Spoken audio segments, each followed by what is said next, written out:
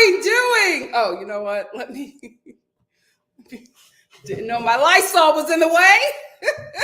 How are we doing, family? Thank you so much for joining me. We have a very special guest today, our star fam member, Simply Simone, who has all the latest tea that she drops over on her TikTok, is here to join us today to discuss the Oscars aftermath. We have a lot to talk about, a lot to get through. When we are done with that, we will open up the forum to anybody who wants to come up here and add to the conversation. I do want to say we want to be respectful to all thoughts and opinions here, just as long as those thoughts and opinions are not disrespectful. We will not be coming at anybody's race, sexual identity, or gender or class. We are, like I said before, we are pro-woman, pro-ho, pro-black, pro-LGBTQ over here. So, we are pro the disabled community. We are rooting for everyone here. So let's be as respectful as we can be. First side of disrespect will be checked, but not blocked, because we believe in second chances over here. But after, if you continue to violate, you got to go. But we just want to have an open discussion about this in the, most star family way that we can, because we have proven that we can have these kind of conversations here on this channel. With all that said, how are we doing, Star Fam? How are we doing? What's up, Tartar? Hey, sweetie. Hey, Christina, I missed you. So glad to have you here. Christina said, okay, Simply Simone, let's get into it. Shout out to Tracy, the NikkiStar TV General. What's up, Black Lavender? Hey, Dr. M. What's up, L Boogie? L Boogie in the building. What's up, Ross? How are you? Thank you for being here. Thank you. I don't know what is going on. Let me get some water. Oh, I got my smoothie. I made this smoothie this morning. Totally forgot about it. So, wait, what the hell is that? Oh, that's my broom. It is what it is. I'm in my kitchen. Until my studio equipment gets here, guys, I'm going to be in my kitchen. It is what it is. What are we drinking? We are drinking avocado, kale, dates, bananas, strawberry, blueberry, raspberry, almond milk, apple juice, ice smoothie. What's up, Sean Savia? How are you doing? Hey, Alicia. Hey, Love Like You Are. Love Like You Are said, hi, everybody. Hope you are having a good day. Same. Sean Savia said, I'm at work, so I'm just listening. Shout out to my East Coast people, because I know that it is, you probably just started your work day. Thank you all for joining. My West Coast people, thank you all for joining me. What's up, Sydney? Shout out to the East Coast people who are here on their lunch break.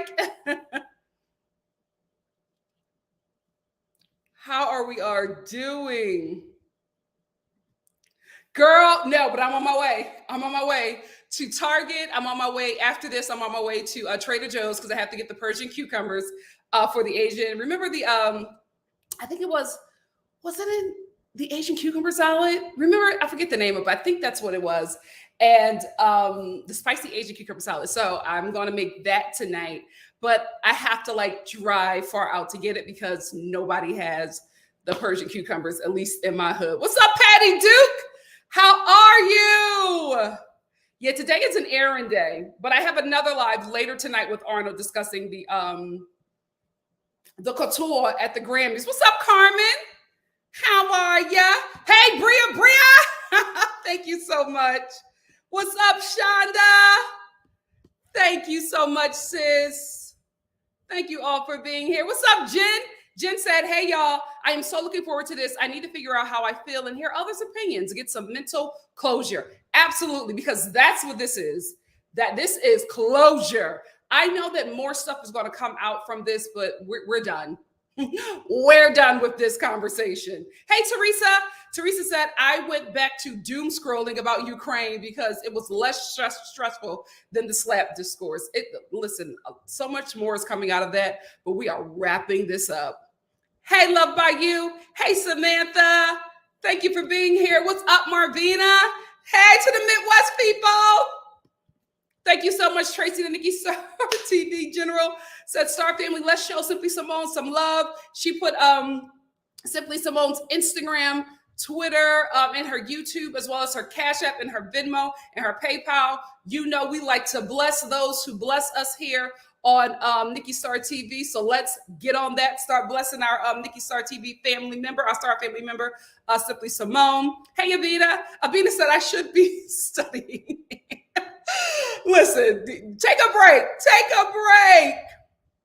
Thank you so much. Pink Petal said I'm definitely done. Saying, hey, JL. Hey. Let me get this comment from Love by You. Love by You said, Nikki, your videos are my first and last conversation about this. Girl, if I have to get on the phone and discuss this basic A slap, I'm moving. Listen, this has been the topic of conversation for not just the media, for my family. My mom and my aunts have been talking about this since it happened, and the discourse has not stopped. It hasn't stopped. But we're going to wrap it up. We're going to wrap it up. Thank you, Tuja79. What's up, Sweden? We got Sweden in the building. What's up? Yolande said, just got in the cab to go to the dentist and could not miss this. Thank you so much, Yolande. Thank you all. So before I bring up Simply Simone, I told you guys in my live last night that today I will be announcing the winner of my dossier collab, my March dossier collab. And this winner, hallelujah, this winner will be getting the floral honeysuckle from, I'm just gonna leave it in a box, from Dossier. Floral honeysuckle. This is what you will be getting, and it will be shipped out as soon as you give me your address. So anytime this week, whenever the winner of my Dossier March collab sends me their information, I will send this out to you. So the winner of my March Dossier collab is the lovely Graciela. I don't know if she's here. I'll probably announce it again on my Love After Lockup Live because I know she joins that often. Graciela, if you're here, shout it out. Let me know. Hit me up on Instagram with your contact information. I will mail this out to you. I will mail this out to you as soon as possible. Thank you all who hit me up on Instagram, on Twitter, even here on YouTube in the comments section, letting me know that you wanted to be considered for this. As you guys know, I take all the names, close out the drawing, randomly pick somebody, and we got Graciela. Do not fret if you did not win anything. I have another collab coming up. I got a lot of collabs coming up for you guys, to be quite honest with you. But there's a lot of work that goes into the collabs first before they get to you. So just continue to be patient with me. But Graciela, congrats. Graciela, congrats. If you're here, shout yourself out. If you're going to be in a replay gang, shout yourself out. Make sure you hit me up on Instagram so I can send out your prize to you as soon as possible. All right, guys, without further ado, we're going to bring up our girl, Simply Simone. And when she gets up here, we're going to get right into it. Simply Simone, you ready? Let's go. Let's go, sis. Hey. Up, family. Alrighty. So, when I said that I wanted to talk about this, one of the first people who was just like, please bring me on, was Simply Simone. And I said, girl, of course. Girl, of course. Because if you don't know, Simply Simone has an amazing TikTok where like anything that you want to know about anything that's going on, Simply Simone has the tea. So when she said that she wanted to join in on this talk, I said, absolutely. And do not worry, guys. When we're done having the convo, I absolutely am going to open it up for all who would like to come on. You do not have to have your video on. You can just leave up your, image box if that's what you want to do, if you don't feel comfortable. But we will definitely open up this conversation for you guys. Now, Simone, before we get into it, where are you at with this slap fiasco? Where are you at, sis? At At this point, I am just waiting for something else to happen. I honestly wanted Kanye to make a spectacle at the Grammys so people would start talking about it. I'm tired. I'm tired. I will say this, right? It does seem like we're taking a very long time to move on, but I think we're going to have Mhm. another. We're going to have a new main character moving forward, and I think that main character is going to be Ti. Oh yeah, I just saw the whole thing happening with Ti. I was like, oh, I okay. think that he is going to take the heat off of Will and Chris. Listen, That's what I think. Because when I saw that video, I was just like, if you guys don't know, recently in Atlanta, recently in Atlanta, Ti, oh I my guess, God.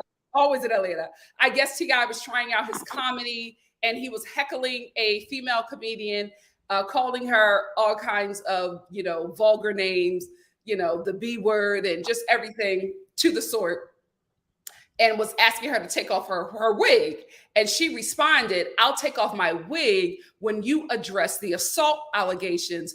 That's then when T.I. lost it, jumped on stage, started verbally harassing her, acted like he was going to hug her, grabbed her, snatched the mic out of her hand, and continued to berate her entire set. Then after that, he got on live, mobilized his fans, and started disparaging this lady's name.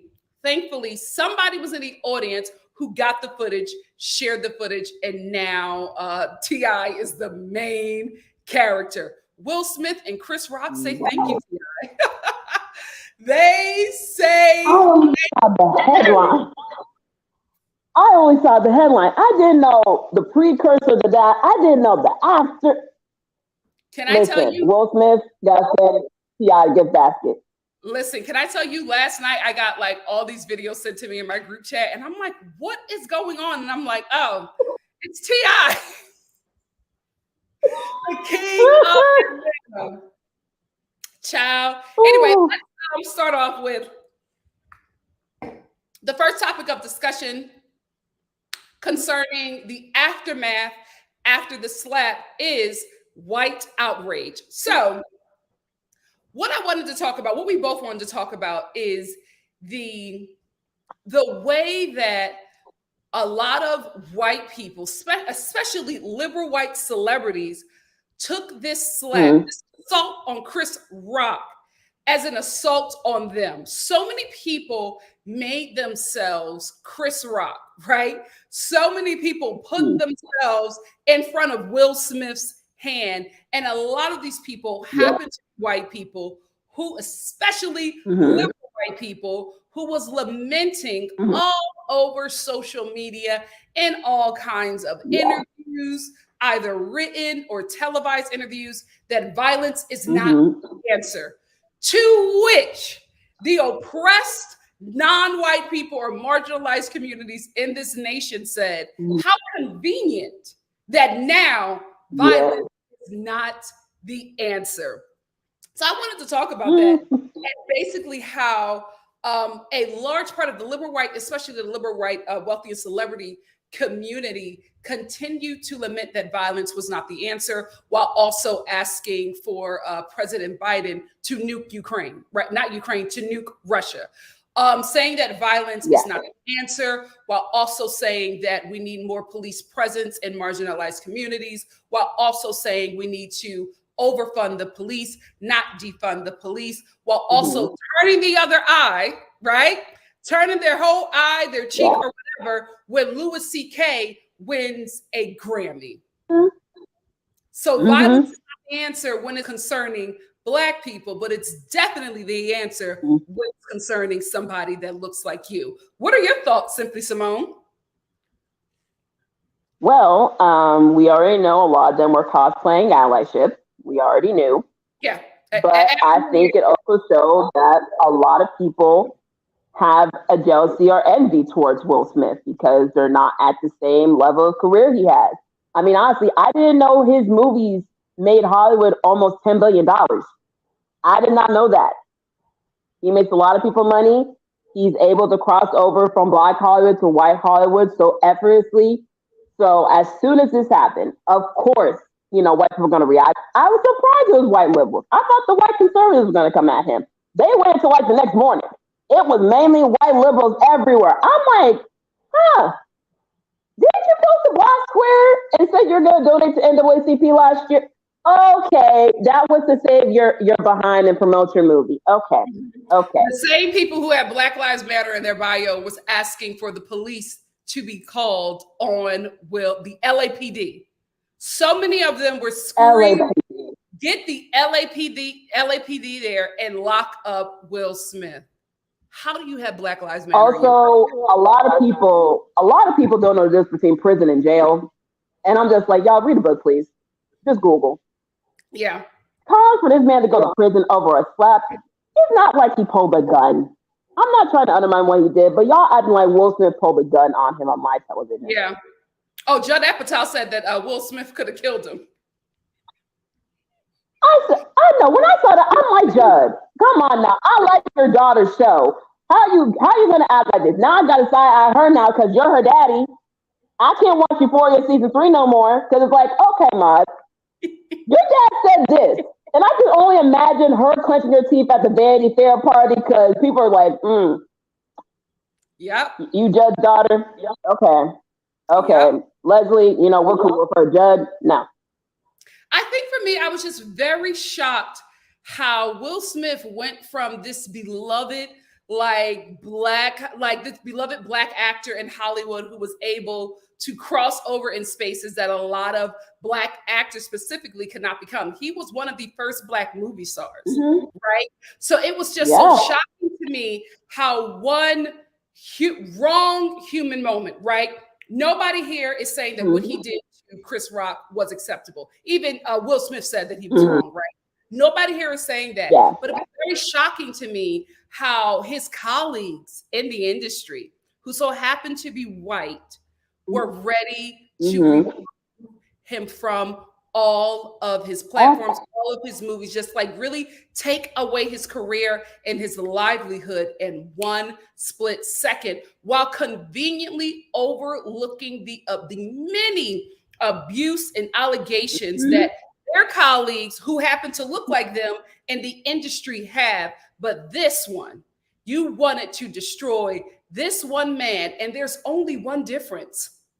There's only one difference from the other abusers in that same room that night when the slap happened. The only difference is the color of his skin. They were like, mask was off that night. The hoods were off. Like, it was very apparent why they singled out Will Smith. So they no longer can lament that the conservatives, are the bad guys, right? The conservatives are the ones who don't want equality, because it looks like you liberal blue checks were the same ones who were screaming off with his head. Thoughts. Yeah. Again, it goes back to jealousy and envy. A lot of times people will be nice to you, but at the same time, they're jealous of your success. And honestly, when it comes to Black people in spaces, they're just waiting in the wings. They're just waiting for that one mess up. They're just waiting. Will had a 30+ year career, clean record. They were just waiting for something to happen, and they ran with it. I said it the same thing when Entanglement Gate came out. When the whole thing with August Alsina doing that confession to promote his album, white media immediately jumped on it because Black community, we knew the rumors for years. We knew. So it wasn't surprising to us. Then we knew it was serious when white media got a hand on it. They're like, hold up, wait a minute. So this is confirmation that the open mirror is real. They clawed at that story and then threw it everywhere for like a good 2 weeks. Yeah.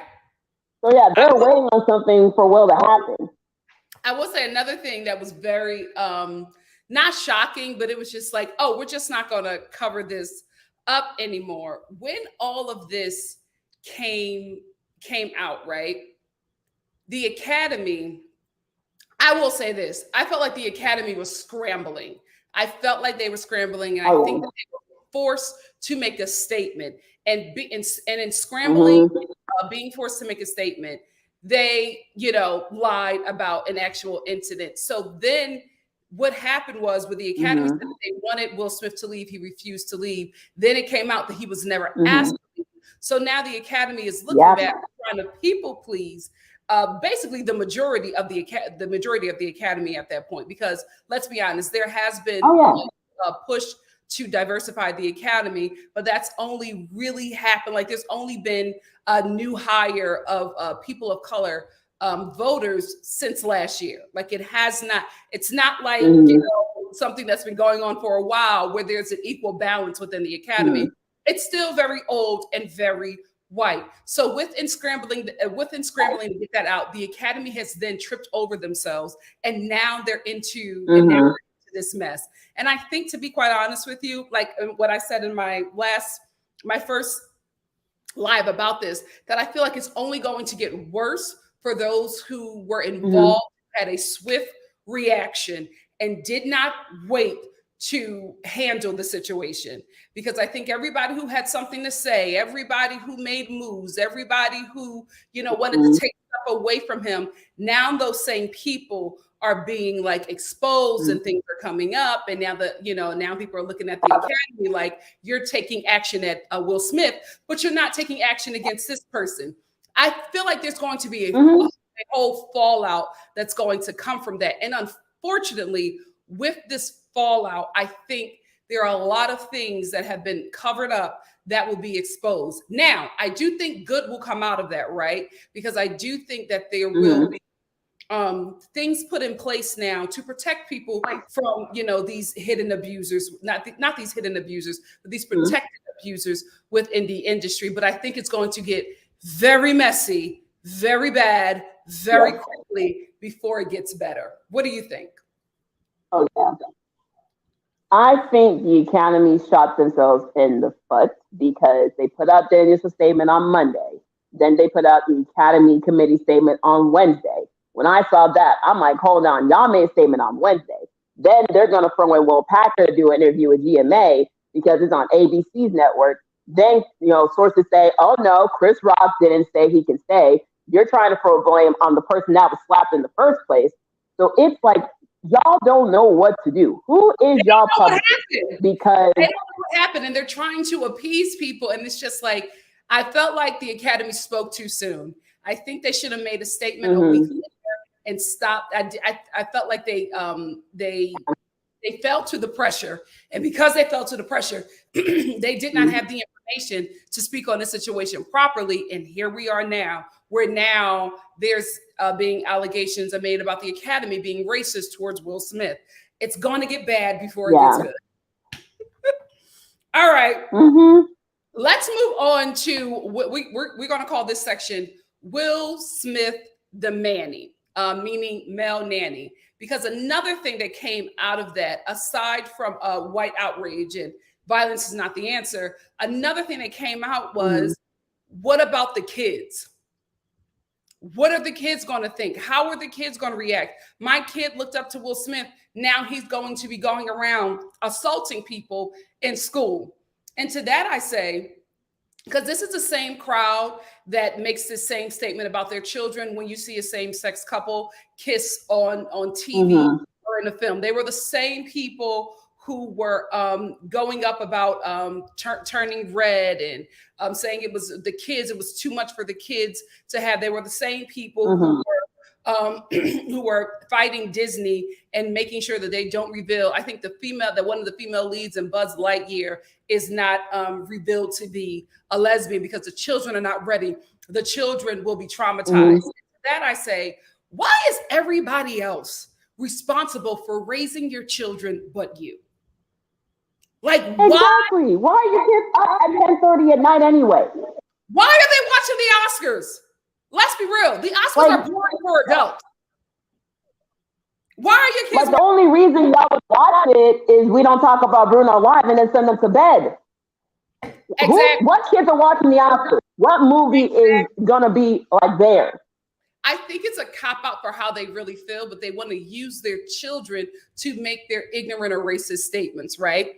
It goes all the way back to if you've been a Britney fan from day one, you know how she was treated as a woman, right? It was everything she was doing is sexualizing kids, and the kids are going to be like this and the kids are going to be like that because of everything that Britney Spears is doing, to the point where adults were publicly ridiculing this teenager, right? Because this 15-year-old girl had to be responsible for their children, to which Britney Spears then said, I am me. I am not a role model, and I am not responsible for your children. And back in that day, everybody, you know, all the moms were going crazy. Like, she says she's not a role model. She's a kid herself, right?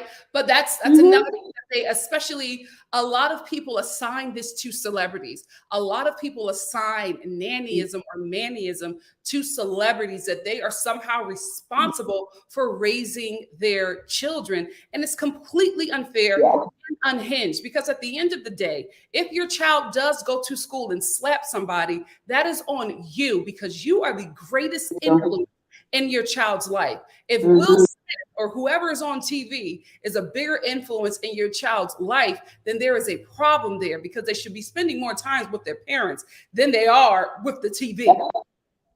Or are we still having less kids in the 2020s? You know what I mean? So I saw that happening a lot, and I was just like, wow, why is he responsible for your kids?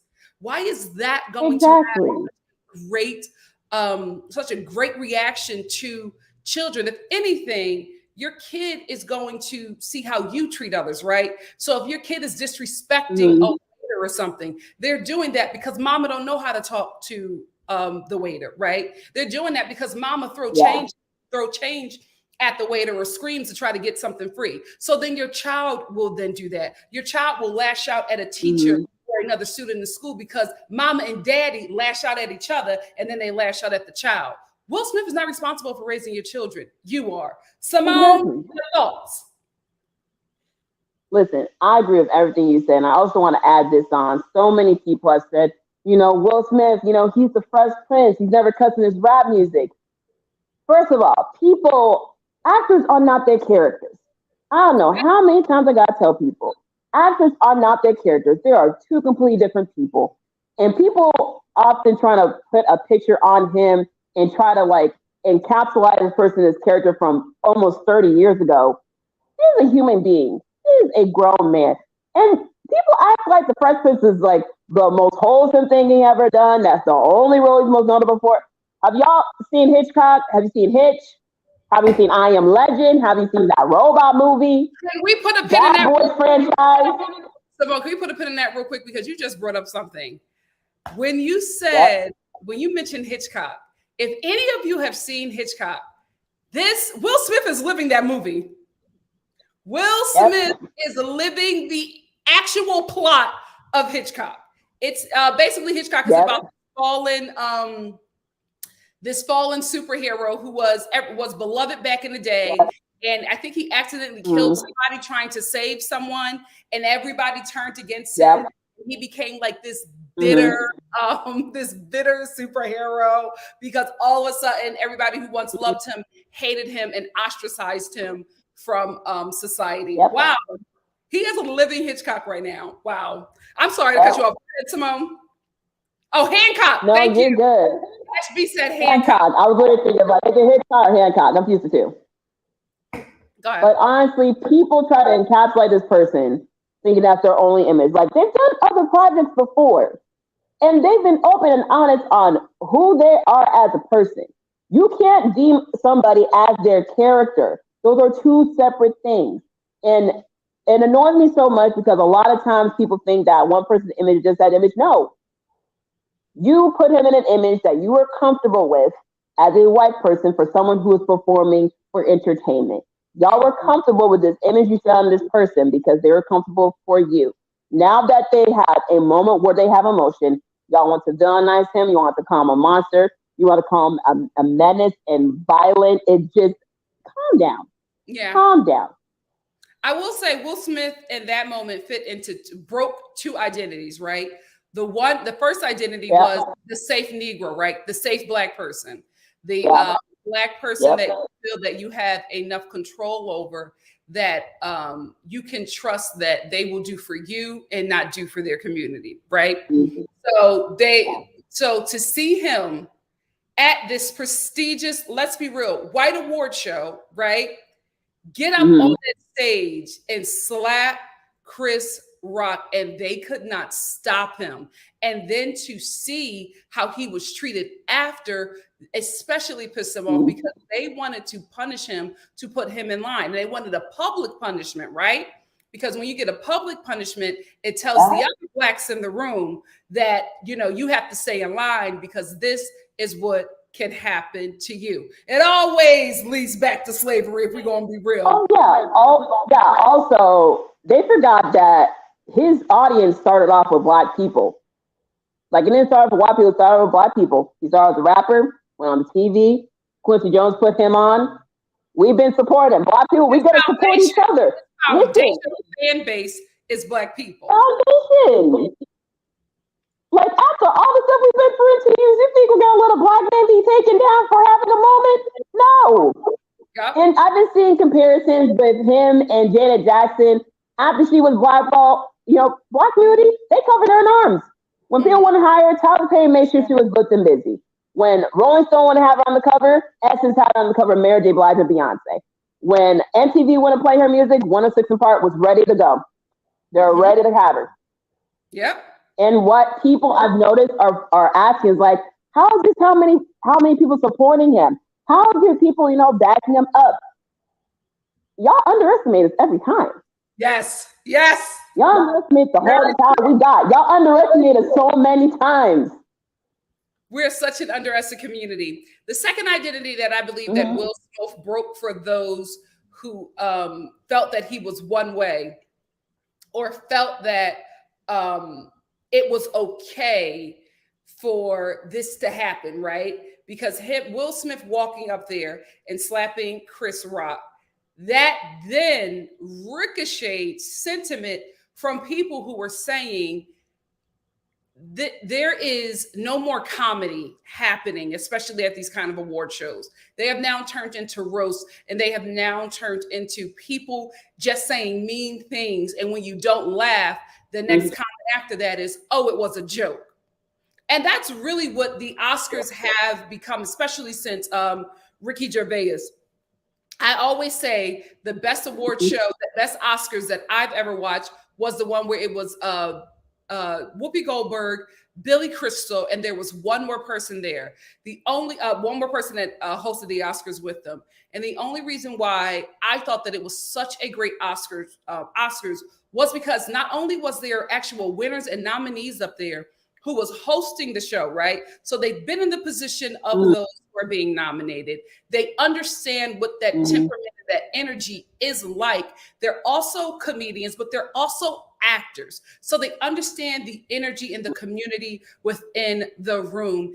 And they were basically, it was jokes, but there was no punching down, right? And I think since Ricky Gervais, and before that, because I think Chris Rock did host before that, I think this says these award shows, especially the Oscars, especially when it's actors, except for the SAG Awards, have turned into this like roast where they these comedians are coming up and just saying mean things about people, and the actors in the audience, especially those who are nominated, have to sit there and chuckle through it. I, for one, cannot get into that, right?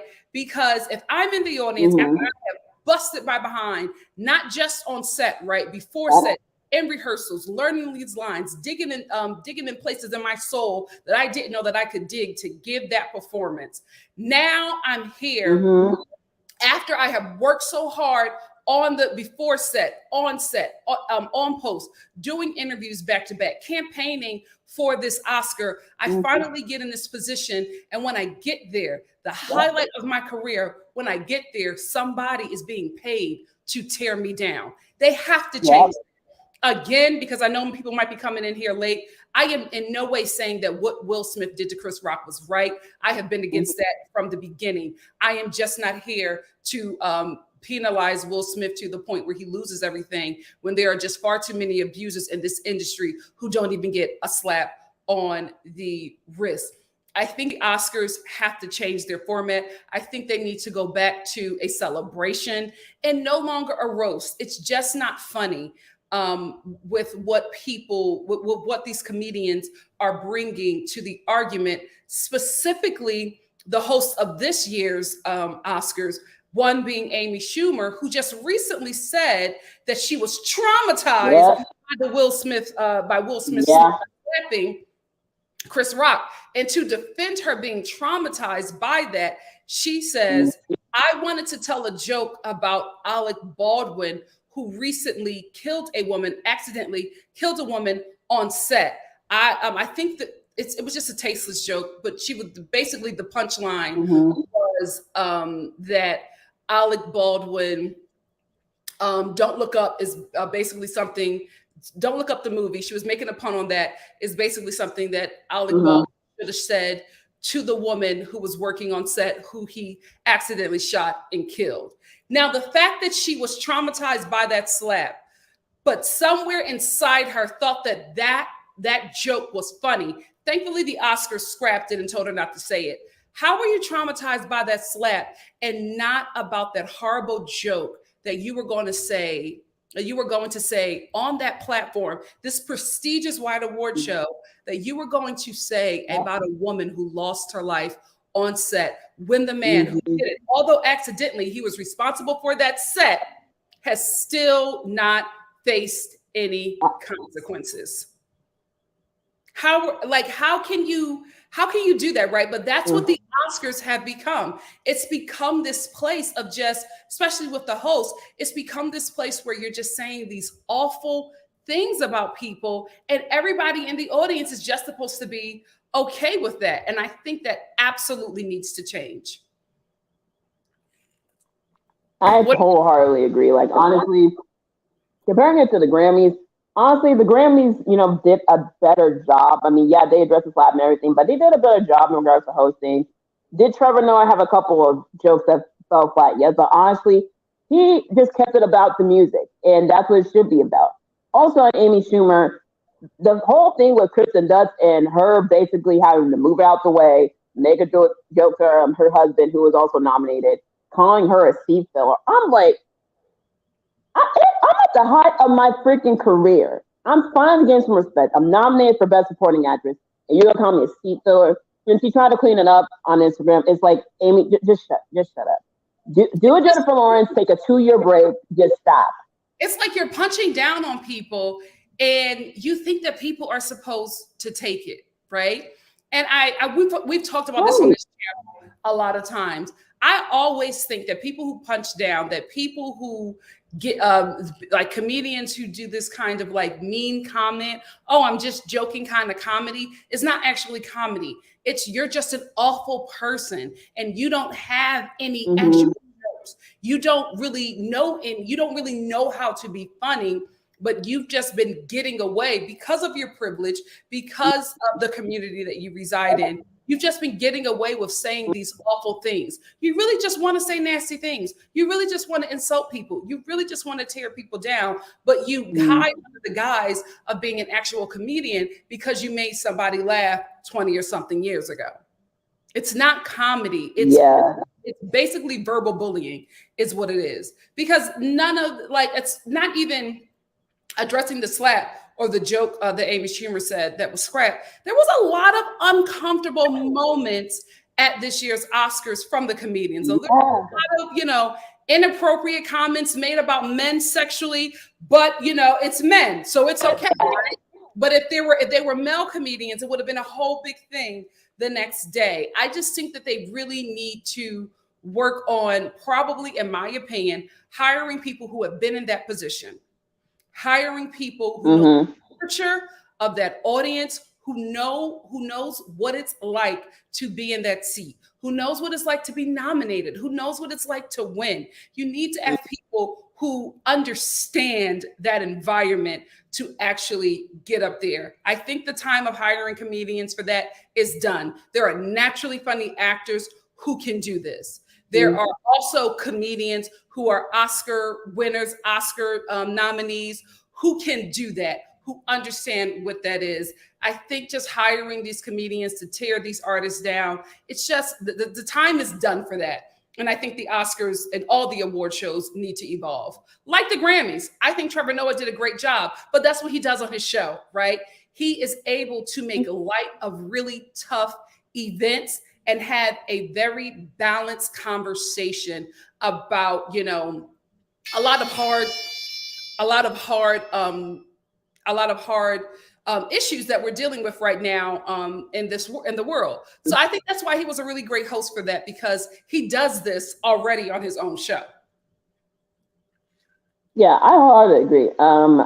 I know the host of SNL this past weekend, Jerome, he had like the Carmichael show. He did a great job opening the show. Like he didn't even like fully address it. He did a great job. People have been quote tweeting that saying, you know, people saying comedy is dead. It's not dead. Honestly, this is how you do comedy. You don't have to insult people. You don't have to be offensive. Just have that comedic material. That's real talent. And I always go back to Cat Williams and him saying, if you have to offend the community just to get some jokes, then you shouldn't be a comic. Yep.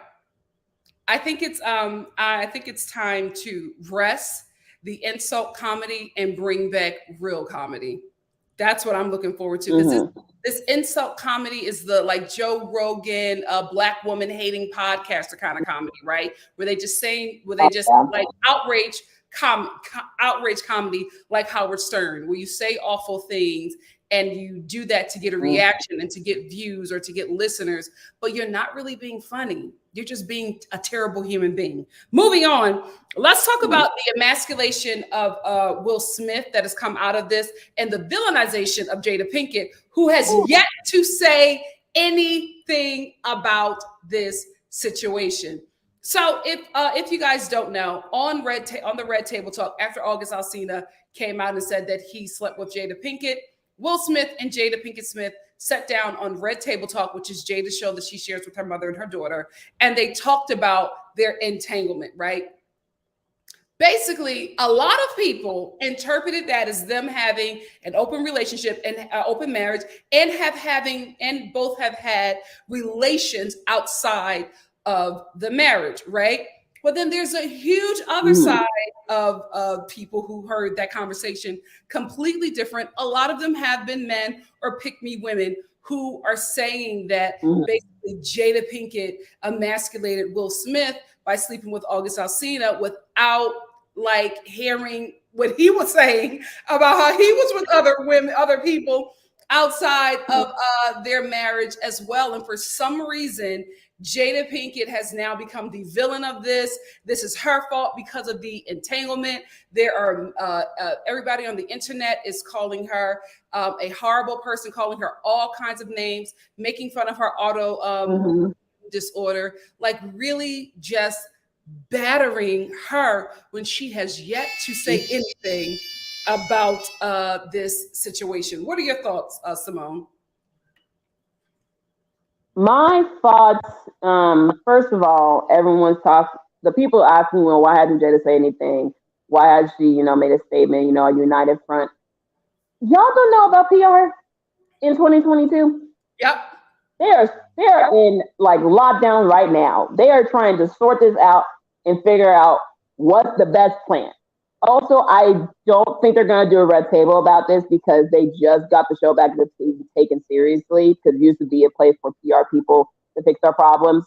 Really? So I don't think they're going to do that. I think they're going to do that behind closed doors and then put out a joint statement as a family. Also, the ableism with alopecia has just been incredibly disgusting. I've seen so many women in my comments give stories about alopecia, do videos about how it's affecting them. Even though Chris Rock did not know, it was still hurtful to Black women. Like, we get enough about our hair. That's our crown. We are extremely, sensitive about that. And people are asking, how come they're mad at Chris Rock but not, Regina Hall, who made a joke? First of all, Regina Hall's Jada and Will's friend. Okay, so she probably getting a heads up about the joke in the first place. Second of all, she made a joke about their relationship. Chris Rock made a joke about Jada's appearance. There is a difference. So the villainization of Jada is not surprising to me because Black women are continuously disrespected. But the fact that they're making her the villain as if she asked Will to go slap him, she didn't ask for any of this. She didn't ask for none of this. Literally, it was two men who both had egos, and she was in the center point of it. She didn't ask for none of this. Yep. Before we move on, Virgin Love 8, thank you so much for the super chat. Virgin Love said Jada did say that she didn't need protection. So, and I think your comment got cut off. I will say this. I did read the article by, I believe it was some UK press magazine. A lot of people like the Shade Room. A lot of people have been picking that up and taking quotes from that article. I went to the source, right? The source of that article said that a source told them that Jada said this. As for me in my house, I don't do sources, right? Because that could very well just be industry gossip and not really mean anything. Yeah. Or it could be industry gossip or people just trying to make a headline, get clicks.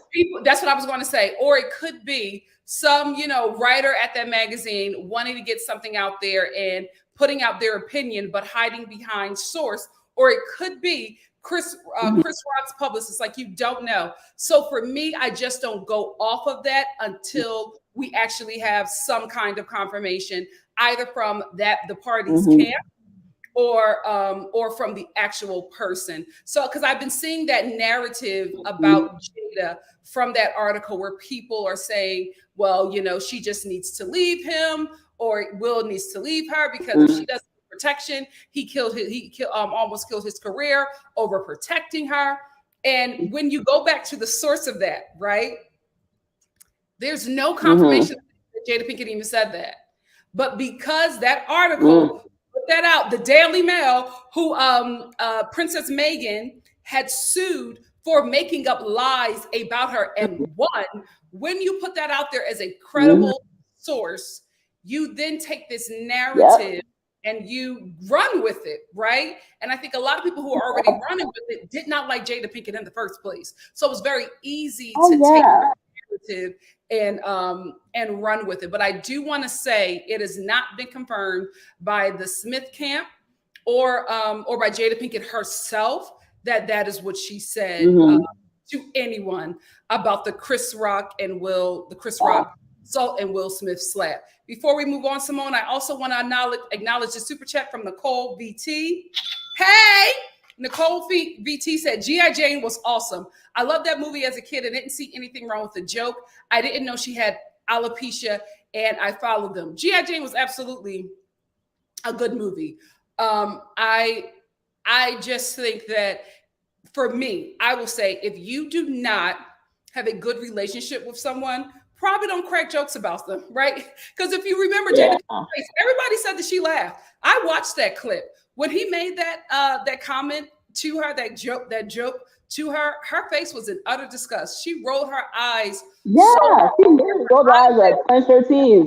Yes, she rolled her eyes and clenched her teeth, that her eyelashes got entangled. Okay, that's how disgusted she was with that comment. And also, you guys know where my opinion is on this. I don't like when these, hosts or comedians or whoever get up there and go after the people in the audience, especially the nominees. I feel like the nominees should be off limits because there's so much happening to you in that moment to be at the highest point of your career and to have somebody literally being paid to take you down a notch. I can't agree with that. I cannot agree with that. Oh, thank you, Virgin Love 8. Virgin Love, thank you again for another super chat.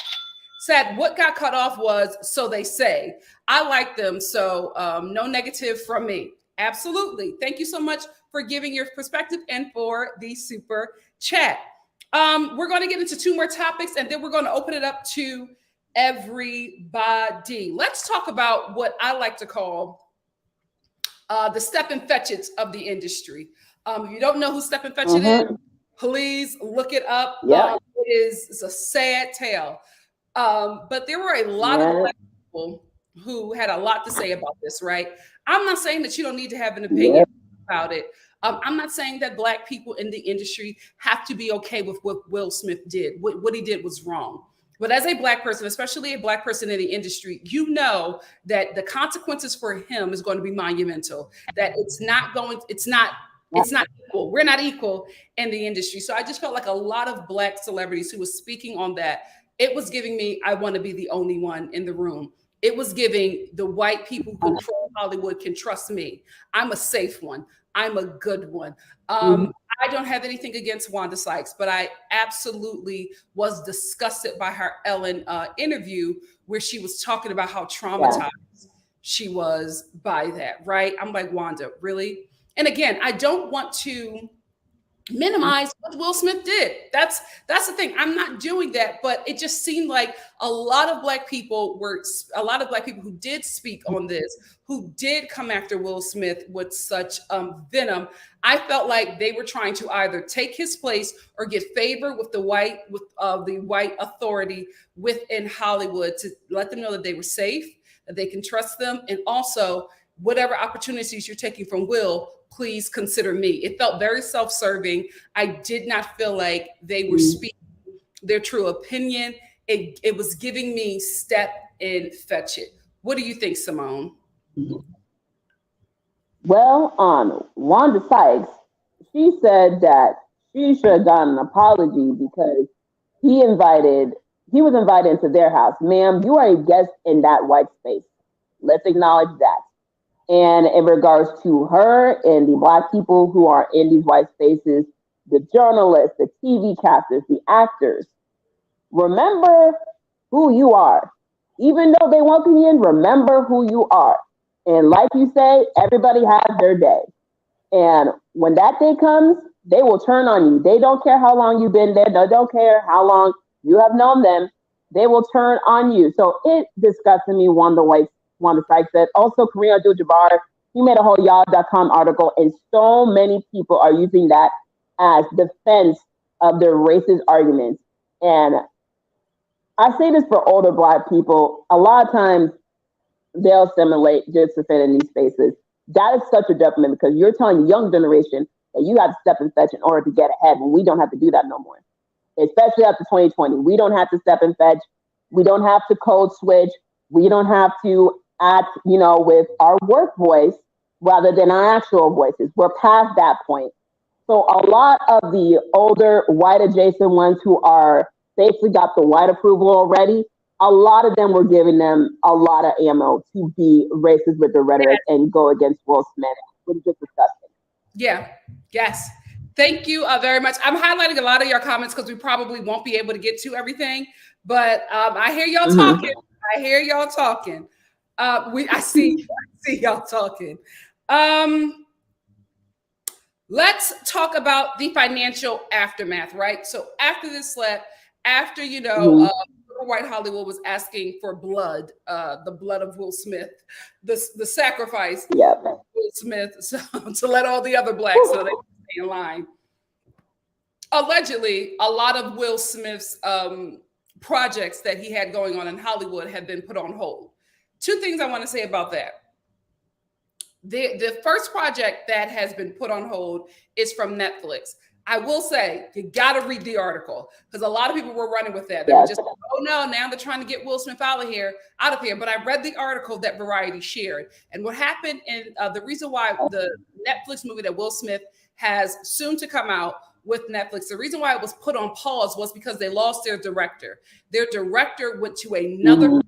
So the film was in a standstill while they were looking for another director. This happened a week before this, but this is how entertainment media does the gotcha, right? Because they lead with this article and says, Netflix is backing out of this Will Smith project, but then you read the article and it says, a week before the slap incident even happened, this project was already sold because they did not have a director. Now, the reason why I want to add on to the media thing. Go ahead.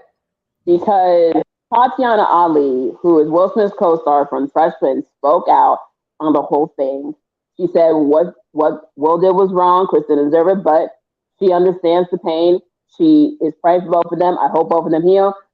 All the media outlets took the line that says, I don't think what Will did was right, and Chris didn't deserve it. They took that one line and plastered that everywhere. I'm like, oh, okay. You're going to make it look like his co-star's going to get them. Okay. Well, yeah, because You a feel lot what of it is. entertainment magazines, the ones who specifically have a large white audience, get a different kind of respect because their market is not people of color specifically, right? So they are looked at as these credible sources when they're no different from these, people of color blogs that are talking about what's going on. They're doing the same thing, right? Yes, you can call yourself Variety or Entertainment Weekly, but when you read the article, you're saying the same thing that blogs are saying. A source said. You're not getting actual facts, but you're getting respect, and you're getting allowed in spaces, and you're making this money, and you're getting this respect from Hollywood because you mainly serve a white audience, but you're a celebrity gossip blog. And that's why you have a lot of them are trying to stadium. Absolutely. Absolutely. So according to these gossip blogs and these entertainment magazines, a lot of Will Smith's projects are being put on hold. So far, everything that I read is saying a source. I'm not saying that this probably is not actually happening. I think it's very unfortunate if it is, but I will say that at this point, Will Smith, his projects being put on hold, him being blacklisted in Hollywood, at this point is just a rumor. What are your thoughts, Simone? My thoughts, the first one I saw was Bad Boys 4. And I'm just like, they weren't even in pre-development. How is it on hold? And it was from like a small media movie blog. So I didn't believe it. But then Variety picked it up because it had sources saying. And basically, I think Apple TV and Netflix were in a bidding war over like biopic rights to his book. Here's my thing. People saying, he should have his movies taken away and needs to get punishment. He's going to be fine. He's practically a billionaire at this point. It's not going to hurt them in 2 or 3 of his movies are on hold. The people who are going to get hurt the most are the people who signed on for that project. For the actors who are probably going to have their big break from this movie. From the crew that probably had to decline different jobs because they thought, okay, this is a great opportunity. This is great money for me and my family. This is going to be great on my resume. I'm finally going to get up there with the big leagues. And now that's all on pause, allegedly. Now I got to find a backup plan because I don't know if this is going to happen later down the line or if it's done completely. So you're talking about 100, if not plus hundreds of people out of a job now. So yeah, you might want the film punishment, have that taken away, but that's not going to affect him. Okay, a couple million a year, I'm probably not going to get, that's fine. But other people are going to be affected by this. And I think that's going to mentally punish Will more than what, Hollywood can do to him because he's disappointed a lot of people and he's going to feel that guilt. And what I want to piggyback off of that, because I agree with you with what you said about the crew. A lot of people are not taking into consideration that if his projects are being put on hold or put on pause, it is affecting a 300 to probably 400 person crew. You do not people are not thinking about that. The people who are trying to get him out of here are not realizing that now you're going to be pissing off at least 400 people a project who are depending on this coin. That is going to cause a backlash where then those people who are losing money, who are paying mortgages, taking care of their kids' school, taking care of their health insurance and medical bills, when those people start to lose money, they are going to start to speak up. And those people worked on projects with a lot of these people who have a lot of comments to say about Will Smith, who want the Academy to, go hard on him. They're going to start speaking up. And that's when it's going to get messy because people can think however they feel or be on whatever side of this situation that they want to be in. But when you start affecting money, that's when it's messy. And I think, and when you brought that up, I thought about that. That's really important to talk about because Will Smith is going to be fine. The crews that are banking on this 6-month, paycheck from this job, those are the people who work with these people who have so much to say, who treat them like garbage because they're the star of the film or whatever project. Those people, the production, those are going to be the ones to turn this whole thing around for Will Smith, the production in the Black community. Oh yeah, absolutely. And I saw a post from a couple posts from Martin Lawrence talking about, he congratulated him on the Oscar, but he made a post, subliminal talking about, comedy, just comedy. I'm like, Martin, you should be arranging a meeting right now because right now your movie's on hold. Yeah. Your check is in jeopardy. Get these two men together in a room, figure it out. Yep. So you can get into production because Bad Boys 3 filmed in Atlanta. The amount of jobs that were available to so many people from crew, hair and makeup, background, stand-ins. Yep. That's a lot of money for a lot of people. Yep. That's costing people a whole lot of money, not just the studios. It's more than just one actor for a movie. It's hundreds of people. Yep. Literally, I actually had to go on a whole almost strike last year because of unfair treatment. Yep. I'm telling you, it's the production in the Black communities that's going to protect Will Smith and turn that situation around for him. Before I go on, I want to acknowledge it's Latasha. Thank you so much for the super chat. It's Latasha said, a bit behind. I agree with the hosting versus roasting. That's what, thank you so much for that, it's Latasha. I just think that that's where it needs to go. I think that that's where it needs to go. I just feel like, especially artists in the industry who go through complete hell because this industry, the entertainment industry concerning, arts, all kinds of arts, is not controlled by actual artists, right? It's controlled by people who are from wealthy families in the United States. Mm-hmm. A lot of these people have received their wealth from atrocities, right? From war crimes, from slavery, from genocide. So they are leading the same way that these organizations have been led in like the early 1900s. So there's a lot of abuse. There's a lot because it's a wealthy boys club, and there's a lot of abuse within that. And a lot of these artists go through that, especially women, especially people of color, especially disabled people, right? If not worse, right? Mm-hmm. Especially people from the LGBTQ community, especially trans men and women like that. These communities are thoroughly abused within this industry. And I think for me, I'm like, when you work so hard and you go through so much, and then you get to this moment, it's something that you have worked hard for, and you get amongst your peers, and not only are you amongst your peers, you're on national TV. The last thing that you want is to be humiliated. And for me, I just feel like we have to get back to celebrating these artists and the hard work that they have done. Tearing them down for what? And I think it has been excused, this kind of roasting or punching down comedy at these award shows have been excused because people are like, oh, they're rich and they're famous, they can take it. I'm not okay with that. I'm not okay with that. Y'all don't know what people been through. Y'all don't know what traumas they've been through. And I've been saying that with this whole discussion because a lot of people are acknowledging the fact that Will probably has been through a lot of mental punching for the last almost 3 years. Yeah. Like this man's been through a lot. He's been a laughing stock. He's become a meme. Then this whole thing is, basically turned into him being punched out by everybody. I'm probably going to save this for the end. But honestly, people don't realize what people, are going through. People always say, I thought you guys learned from Chadwick. We knew no one was going to learn from Chadwick. They don't care what their words mean to people. I remember Tracy Braxton had passed away, and I remember a couple months ago, she had a picture at her son's wedding. People were making fun of her weight. And then we found out that she passed from cancer. People don't understand. Words mean a lot. You don't know what somebody is going through, regardless if you're aware of it or not. Just be considerate, be kind. Yeah. Because a lot of people will act really fake and be like, oh, I had no idea. People need to be kind. But then we pull up receipts from 2 months ago. You're roasting the person on them being skinny. You don't know they're dying of an ailment. Yeah, absolutely. Words matter, people. Absolutely. Also, I need to take a pause and a bathroom break.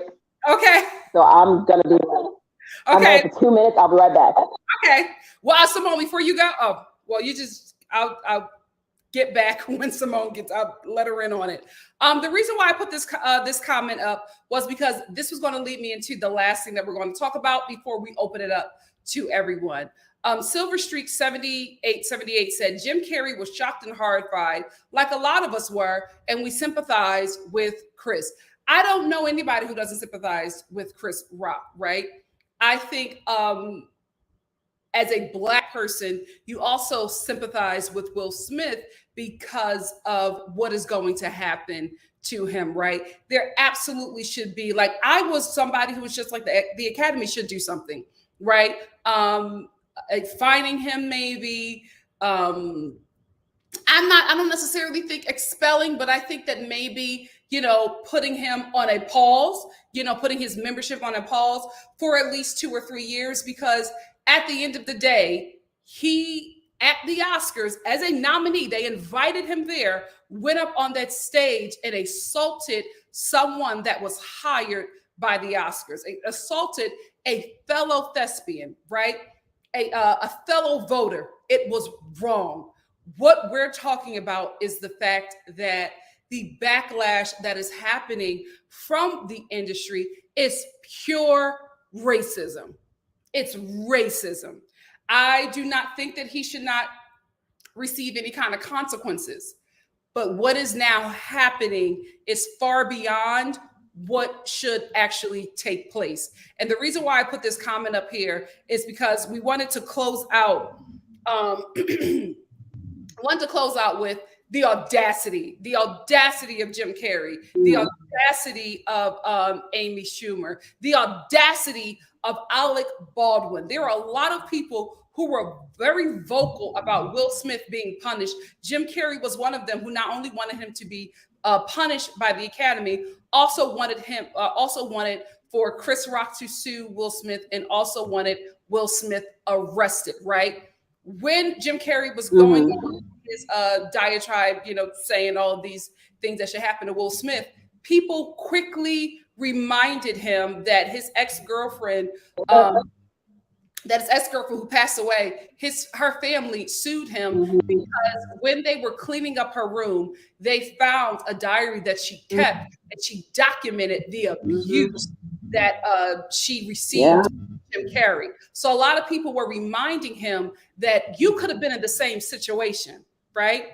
You physically abused and gave your then girlfriend an STD to the point where she was no longer able to have children. And according to her mother, that sent her into the depression that eventually made her unalive herself, according to the court documents, right?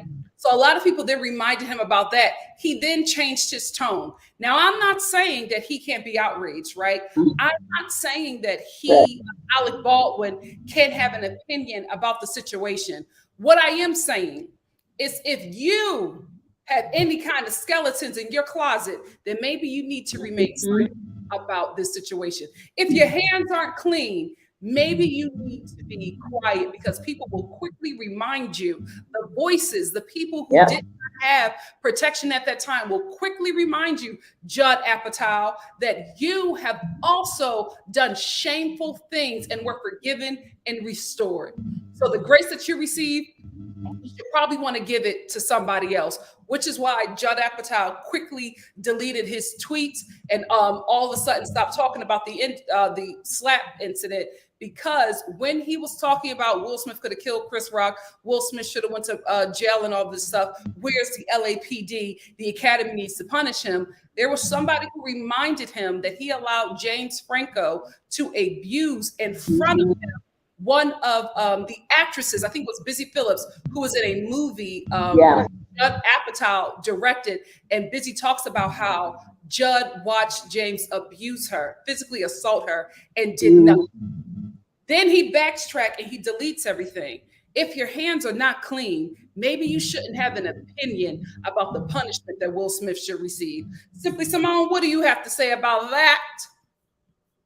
Ooh, I agree with everything you said. Don't throw stones from a glass house. Simple as that. Also, the comment beforehand talking about, people, being able to sympathize with Chris Rock. I sympathize with him. I can also sympathize with Will. I can sympathize that this is probably something that he's very disappointed in himself in. And the comments I've seen, people are bringing up his father and how he was abusive to his mother and saying, he basically was trying to be the perfect person, but ended up being just like him. People can say that so easily because they've never been through that trauma. Mm-hmm. Like, this man has carried around guilt over not being able to defend his mother from the abuse that his father did to her. That is gut wrenching because I saw his mother do the interview and he's probably thinking, I really disappointed my mom. I became that man that I strive to not be because he's tried to be the perfect husband, the perfect father, the perfect human being. And I've been watching old videos of Red Table Talk. I had no idea that Jada's mom went through domestic violence and that impacted her as a child.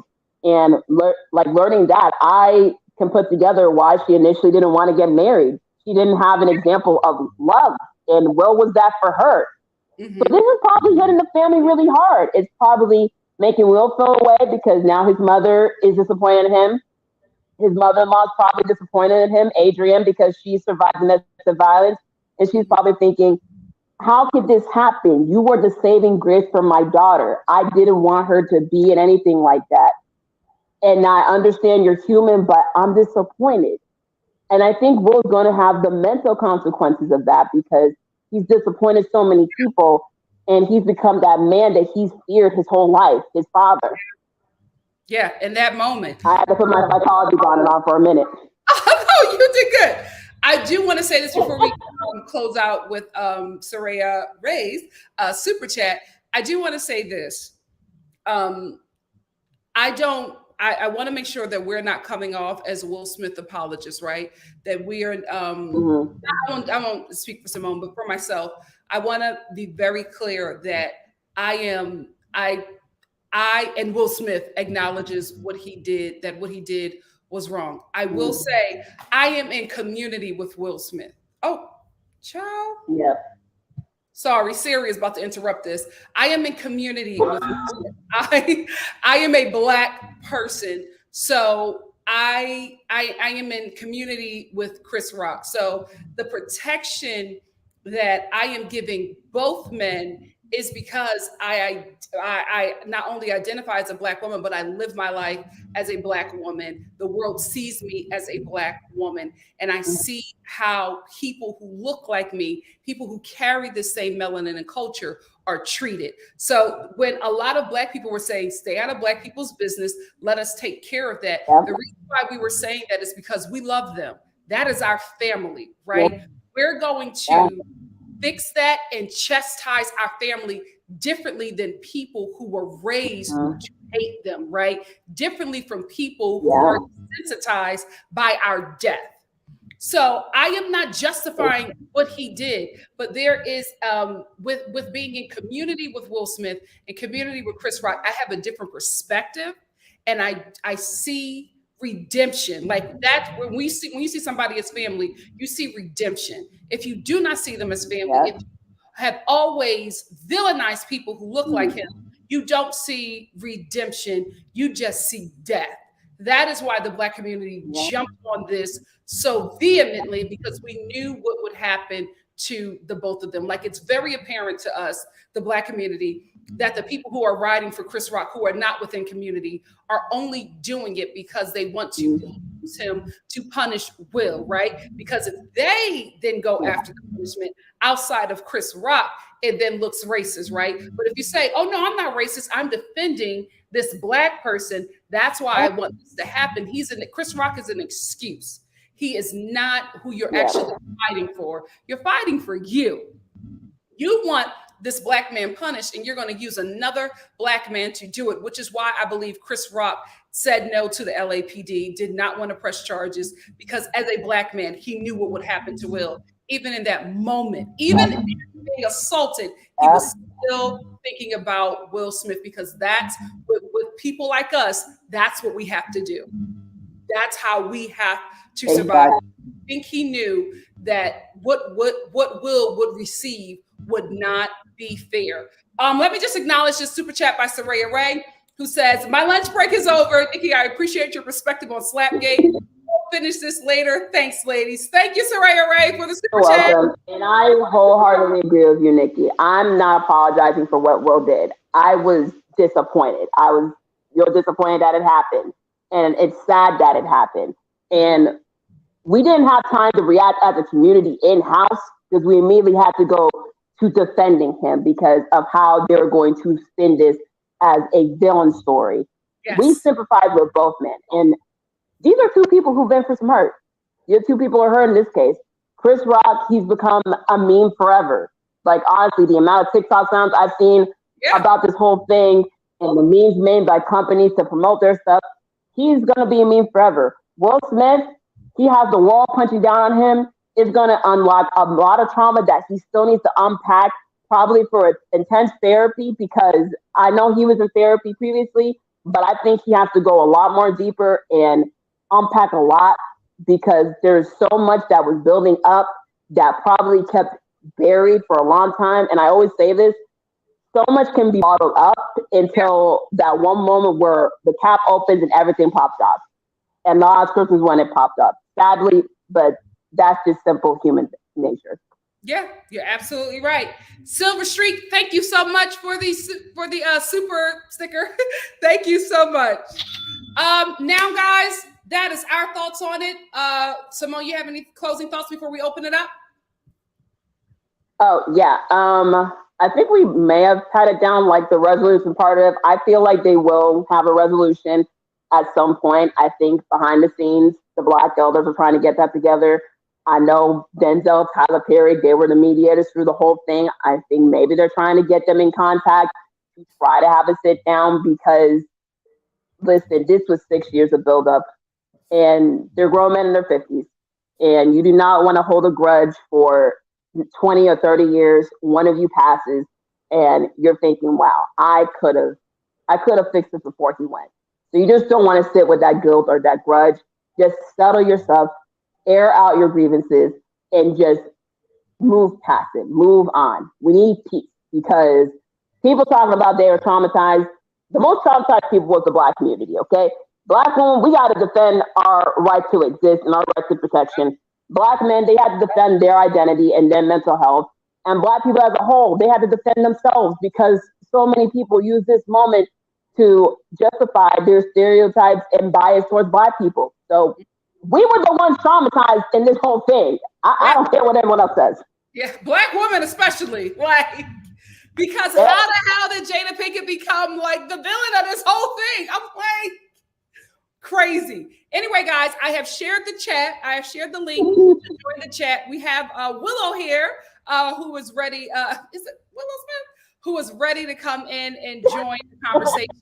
If you want to join the conversation, just hit that, just put in that link. Come on up here, speak. Well, wait, Willow, what happened? Willow left. Just come on. Oh, Willow's back. Just come on up, speak your piece. Okay. Megan is here. You do not have to show your face if you do not feel comfortable. You could just speak. Oh, Phil is here. We're getting people in the chat. You don't have to show that. You're required, especially if you are a normal, not normal, if you are a dedicated NikkiStar TV subscriber. Dr. M is here. Yes, so everybody's coming on in the chat. So the first thing I'm going to bring up is Willow, speak your piece. Hi, can you hear me? Yes. Okay. Great. Hello. Hi, Simone. Hi, Nikki. I've been with you forever, Nikki. I mean, way back. Even when I don't even know, like, I was in a hospital one time and I sent you a message and I was like, I need you to do your Real Housewives of New York reviews. And I'm like, so I've been with you that long. So, thank you. Yes, but we are two different sides of this issue. We are completely two different sides, because I feel as though no, I don't want Will Smith to be villain. I'm not asking for him to be villainized. Willow, real quick. I think we're having a hard time hearing you. You're breaking up a bit. Yeah. What I'm going to do to make it a bit Simone, let's me and you mute ourselves, and everybody, when we're up on here, Mhm. we're going to mute ourselves so we can hear everybody who comes up a bit more clearly. So I'm going to mute myself. Simone, if you can mute yourself. Willow, hopefully that will help Okay. situation. So let me mute myself. Okay. Is it better now? Okay. So my issue is I'm not asking for Will to be the poster child and to be the angry black man and to lose everything that he has accomplished over the years, but there needs to be some accountability. And he can't, this is not okay for words to equate, for it to be okay that words would take you out of your body and make you go up on a stage, on a national stage, forget where you were, and to slap somebody like that, to humiliate yourself, to humiliate this other black man. And this is not, I mean, let's be honest. The reason why we even know half of the stuff that's going on in Will and Jada's marriage is from Jada. So this is not the worst joke that has been made about Will and Jada. There has been stuff way worse. Way worse. And to take something like this and to say, okay, well, you said something 6 years ago, and then you said something back in the 90s. This is okay because I mean, think about the other things that we have said. When we said, like with Candace and Monique, right? We said Candace's words were not okay. What did not meet, did not deserve for Monique to assault her. We are supposed to be more evolved than that, that somebody's words will get you out of your body, that you will feel like it is okay to assault somebody because they insult someone close to you. That's not okay. There has to be accountability for that. And I'm not going to just say I don't want Will. Like I said, I'm not saying that I want Will to accept the poster or accept the thing of being an angry black man and he should be just flogged publicly. I'm not saying that. But you have to be accountable. And the victim is Chris Rock. Yes, it is not right. Yes, I understand that, that the awards shows have turned into roasts. But that's online with what it is. It's not like Chris Rock was doing something that's not the norm now. This is just what it is. This is the culture of what is going on now. So he's going in line to what it is. And I am a fan of Chris Rock and Will Smith. And I know Chris Rock's comedy. He went light because they are a plethora of material. He went light on that just by saying that. And I heard someone else say, like, okay, what if he would have said, oh, she looks like she's trying to be the next member of Wakanda instead of G.I. Jane? Would that have been terrible if he said Wakanda instead of that? And how does every comedian know everybody's ailment?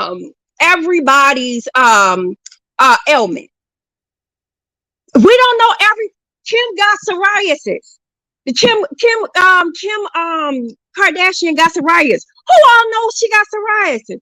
Khloe got migraines. Do we know everybody? I mean, do we know everybody know that Khloe, and with all the jokes about Khloe, that she got migraines? We don't know these things. So it's just like they don't come with a full list of ailments. Don't talk about diabetes because that's going to insult this person, that person, that person. Don't talk about high blood pressure because this don't hurt this community. We gotta, it has to be some grace. We critique. I can't imagine, because I got a mouth too, and I critique people too, and I have things to say. I have jokes. Could you imagine getting hit for a joke that you make? Because that joke is the joke that just sends somebody over. We can't do that because we said that wasn't okay with Monique and Candace, and that's not okay with different other people. We can't set the precedent. You don't like something, you can hit somebody. That's all I'm saying. Okay, I'm done. Thank you so much, Willow, for sharing your opinion. I'm now going to, and thank you for being a longtime NikkiStar TV subscriber. Thank you so much, Willow. I'm now going to bring up Megan. Megan, speak your piece. Hi, guys. Megan. Hi, Nikki. Hi, Simone. Also a longtime fan, been watching like forever. First time calling in. So I I wanted to agree with what everything the last caller said. Y'all can hear me, right? By the way. Okay. What the last caller said.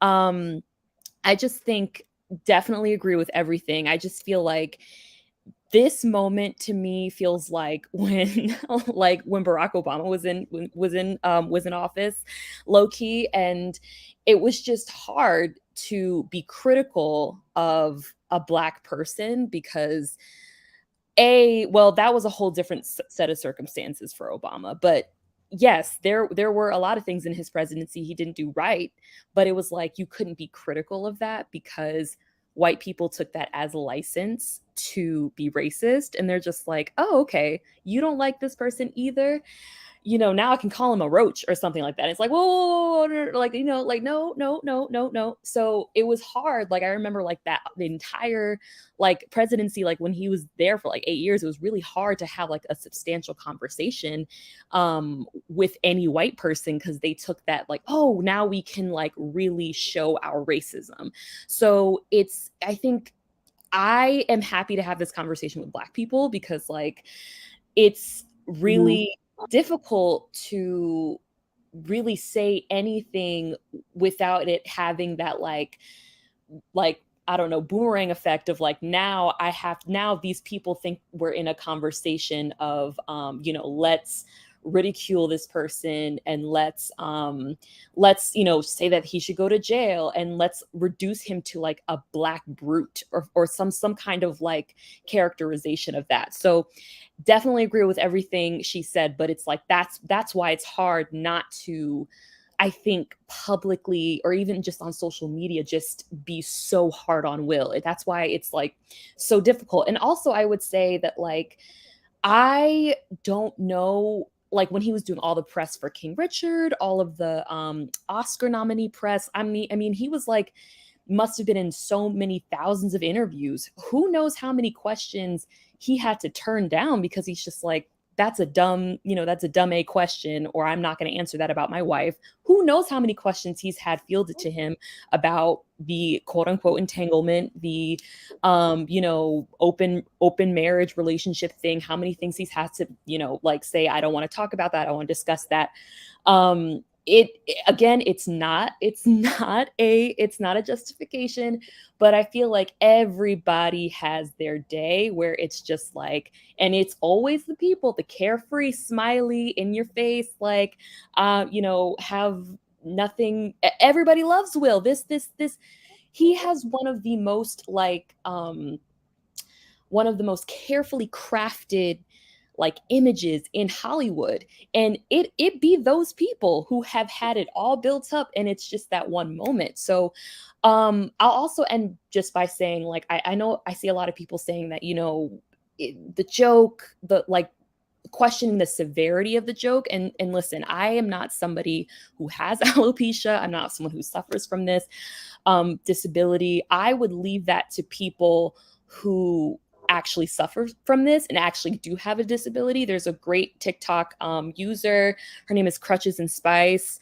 And I feel like this is kind of, yes, this is like a Black people thing, but it's also kind of like, let's refine that also to a disabled Black people thing too, because this is sort of their lane as far as like what to take offense from. And I think if you go on her TikTok, I think she has some very like nuanced, insightful things to say about it, and how a lot of disabled people, it's kind of just like they're always up for grabs when it comes to a joke. So I'll just say that. But yeah, that's all I have to say. Megan, thank you so much. Thank you for sharing your perspective. You got me thinking about things a little differently as well. Thank you for coming up here, and thank you for being a NikkiStar TV subscriber. I would love to do this more, and I would love to have you come up some more when we do this again. Thank you so much for joining us. Of course. Bye, guys. Bye. Bye. I want to add on from the previous two callers. This is not saying that Will doesn't deserve to be accountable. He should be held accountable. This was And that's the violence that happened on a national stage. We also have to acknowledge the fact that there are a lot of racial layers to this. We're Yes. not, saying like, just because he's black, we aren't going to criticize him. We're both disappointed in what happened. What we acknowledge what he did was wrong. The response is where we immediately get defensive because we can acknowledge that is wrong. We're not going to persecute. And we're not trying to say that there should be lines towards the comedy. You have to be aware of every single person's little thing. We're saying just simply be aware of the space you are in. You are in a space with people who are not your skin tone, and you're making a joke about an appearance to make them laugh. That gives, again, justification for them to make those same jokes. They're saying, oh, well, Chris made that joke. Bill Mayer talking about if Jada's upset, she should just wear a wig. Jada's just fine. It's just alopecia, not cancer. That's the justification to undermine, to basically justify ableism and undermine a black woman's pain. Because there's so many layers to this. It's not just we have to put limits on this and we don't have to punish it. There's just so many layers that need to be addressed on a lot of it. I'm not disagreeing. I'm just saying there's a lot of nuance and layers to the conversation. Absolutely. I want to do two things first. Let me acknowledge this comment from Bex. Bex said, I missed this live. Has anyone talked about the Scientology aspect of this? Just curious.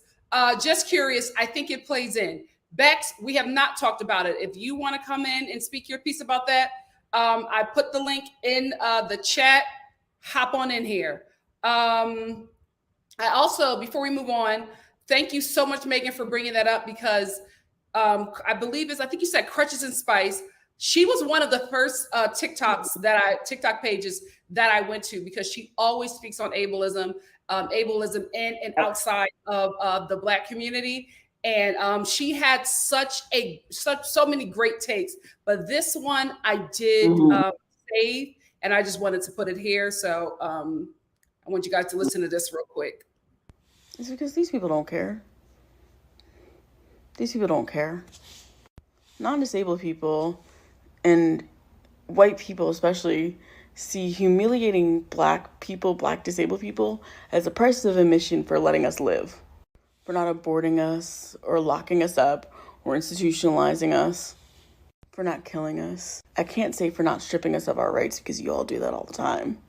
I've been told by non-disabled people to kill myself since I was 3 to 4 years old. That my life wasn't worth living.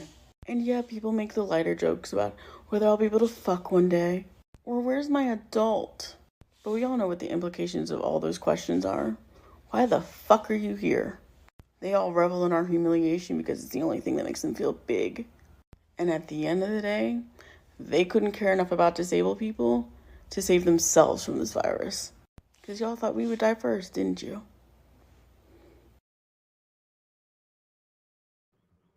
Woo! I'm telling you, if you guys go to her TikTok, she was speaking on this and Go follow her. I never would have, because I'm not disabled. So things that I would have never even thought about perspective, I would have never even thought about at me checking myself. She is a follow, somebody that you should She's definitely. An amazing content creator. She speaks out so much in regards to the disabled community and, not just of how they've been impacted with COVID, but just how they've been impacted by society in general. I have, 2 disabled siblings. My brother and my sister had autism, and I share that same sentiment of someone who's non-neurodivergent. A lot of times, there are situations where I have to even check myself in the privilege I have. So I highly encourage you guys to follow her. If you have a TikTok, please go follow her. She gives a lot of great perspective, a lot of great discussion and nuance, and just listen to the disabled community and such as the kind of things, because a lot of times you can't just listen to just people who are like you. Yep. Thank you, Simone. We are now going to call up Dr. M. We're going to mute ourselves, and Dr. M, please come on in and speak your piece. Hello, hi, how is everyone? So I made notes for this, and it's just 4 points. The first one is the responsibility to raise your kids is not with Will Smith or any celebrity. It's yours and your villages. So why people keep on saying, "Oh my God, Will Smith is a mentor to my kids"? I don't really give a shit. When I was 5, sorry for when I was 5, I was not like fine. I knew who Whoopi Goldberg was, but I cared more about Dexter and the laboratory than Whoopi Goldberg. So I mean, and when I was watching like an inappropriate stuff, my dad would just turn off the TV. That's it. I mean, why people would say that? I don't know. My second point is um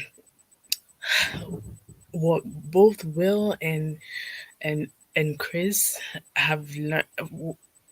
They have to suffer the consequences of. Unfortunate, it's quite unfortunate. They both have to suffer the consequences of this whole thing. But it's. I feel like Will's consequences are harder. Like he's suffering it harder than Chris because everybody's kind of siding with Chris.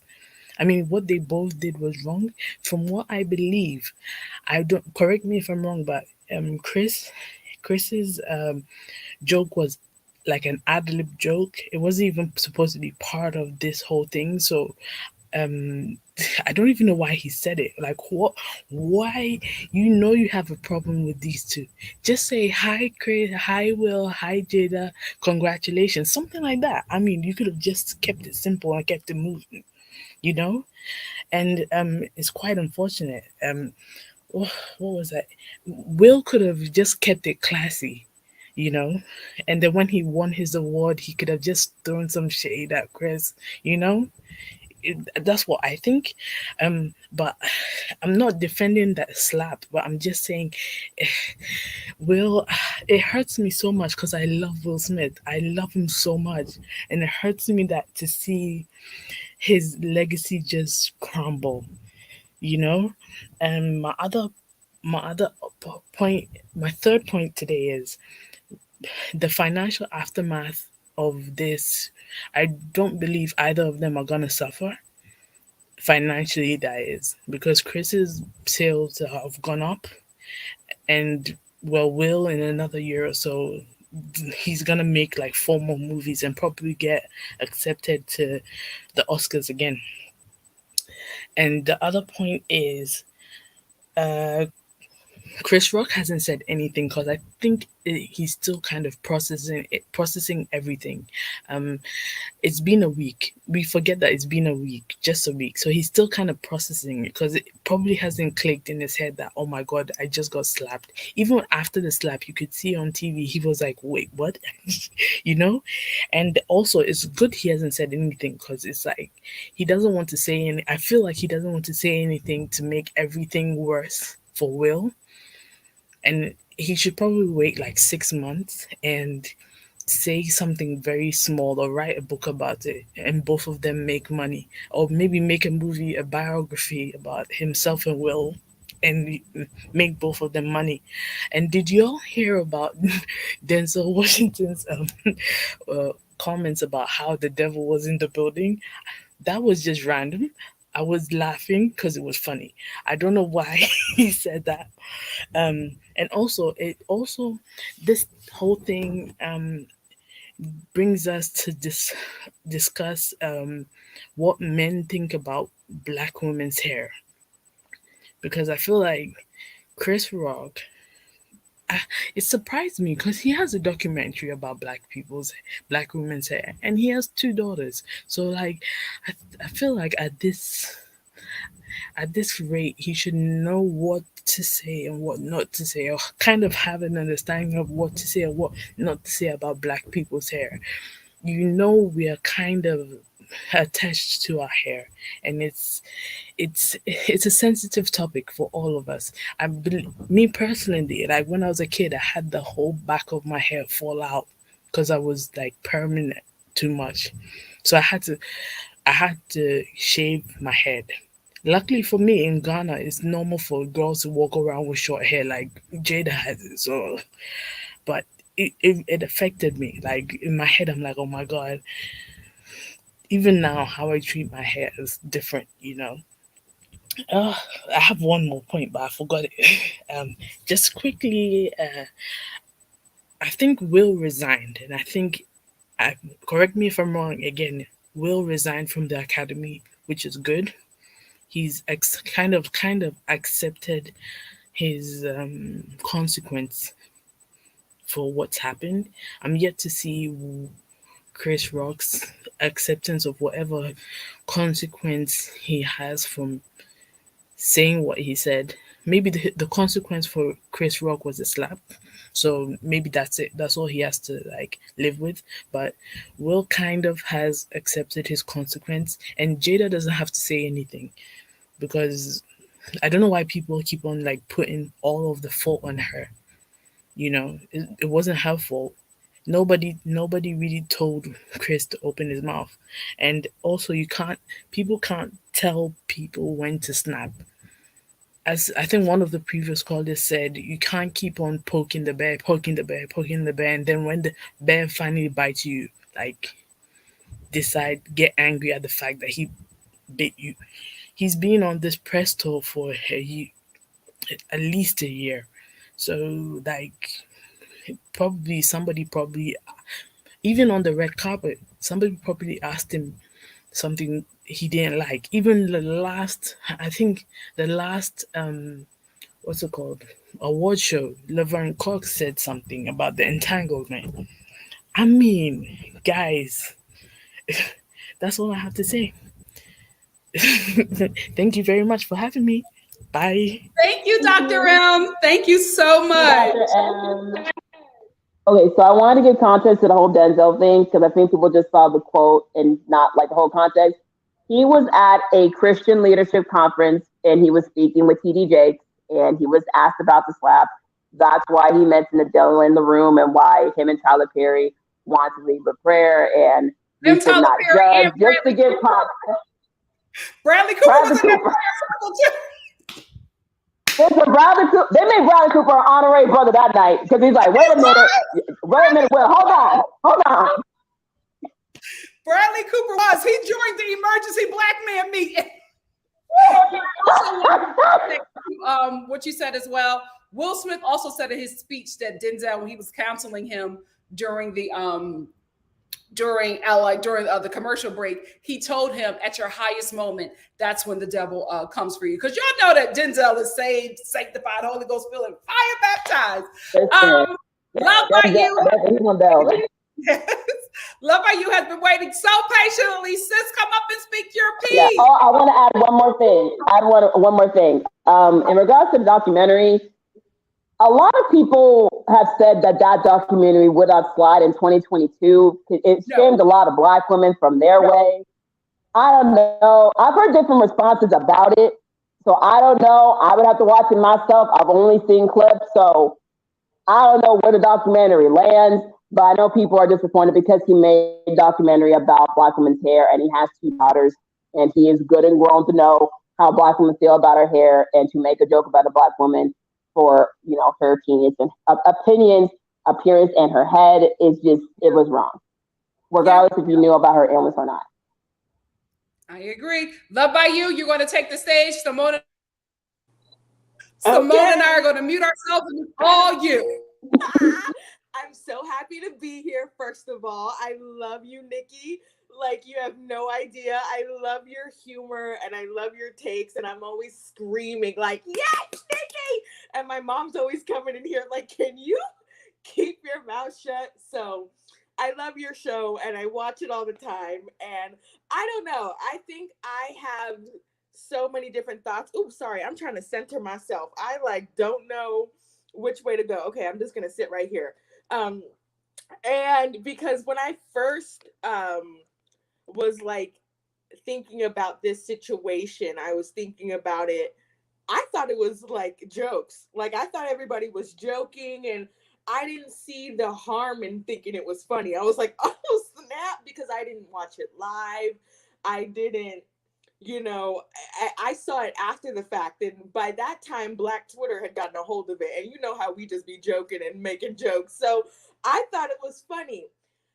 And I didn't really have any sort of emotional response to it. It wasn't until I saw white people's reaction to it that I started saying, oh, no. See, now this is a problem. Because when white people get a hold of stuff, that is when it's going to be over dramatic and harmful and a problem, right? My cousin was texting me like, they're asking me about this at work. They want me to be the token Black person. I said, don't you dare. And the reason why I said don't you dare, I was like, because they're using you as an excuse to justify their preconceived prejudices they've already have of Black men. That is what's going on here. Do not anybody Black that's listening to this that is in white spaces, when they are coming to you asking for you about your opinion, they just want the excuse to be like, yeah, see, it was ghetto. Yeah, exactly. It was ghetto. No, and you don't get the right to do that. So that was my first thing of like, see, now I gotta defend Will, even if I know he was doggone wrong. Because I know once these white people get a hold of this man, he's gonna be through. Like, you can't say, oh, I'm not a racist, I'm not, and then invoke a deadly organization like the LAPD and want this man to be arrested by them. Like, it's just, I think also too, something that really gave me a lot of vocabulary and context around this was I watched Amanda Seales Instagram live, and she is a thinker, and so she had a lot of thoughts, and I thought she had said, why is it that I felt so emboldened to defend the men in this situation, but when it happened with Nicki and Cardi at the Met Gala, I didn't think anything of it. And I said, I think a lot of that has to just do with prior reputation. People are forgetting Will Smith has been a man that has cultivated a very clean career. He doesn't have a history of violence. He does not have a history of, being problematic. This is a man who, and that's why I hated the response of like, why are everybody standing and clapping for him? Hasn't that been the decorum for the Academy Awards since the beginning of time? For the best actor and best actress, you stand up and you clap. Regardless of what was done prior, he won an award for his acting, not his behavior, right? And that's why I sort of am on the fence of like, when I think about what Will Smith, I feel like that's on you, Will, because how do you work your whole life? You've never won an Oscar. You have been fighting for it. You were snubbed on The Pursuit of Happiness. You lost it then. Everyone's been rooting for you your whole life. You finally are getting nominated. Every single person. Andrew Garfield was just like, yeah, he's going to win. Everybody wanted you to win. And they call your name, Will Smith, best lead actor, and you ruin it for yourself. Like, I just am like, how bad do you have to fumble your own bag, sir? And so, by no means is Will Smith a victim. He did it to himself, and I'll say that with my whole chest. He did it to himself. Why would you do that? But what I have an issue with, and sort of like what that lovely lady in the TikTok said, they love using our humiliation to fuel their ego. And that's where I'm like, now y'all have me defending Will Smith, because what we're not going to do is act like this is some violent killer who, when I saw Jim Carrey, Nikki, I was like, if you don't throw this man away, if you don't throw this man away, I was like, how embarrassing of you. Like, you, of all people, to open your nyash and just be like talking out your mouth, knowing the history you have. Please. And that's why I was laughing when I was seeing all these people have something to say. Like Simone said, do not throw rocks if your house is glass. Zoe Kravitz, sweetheart, you're on the Batman. Stay in your lane. Stop talking.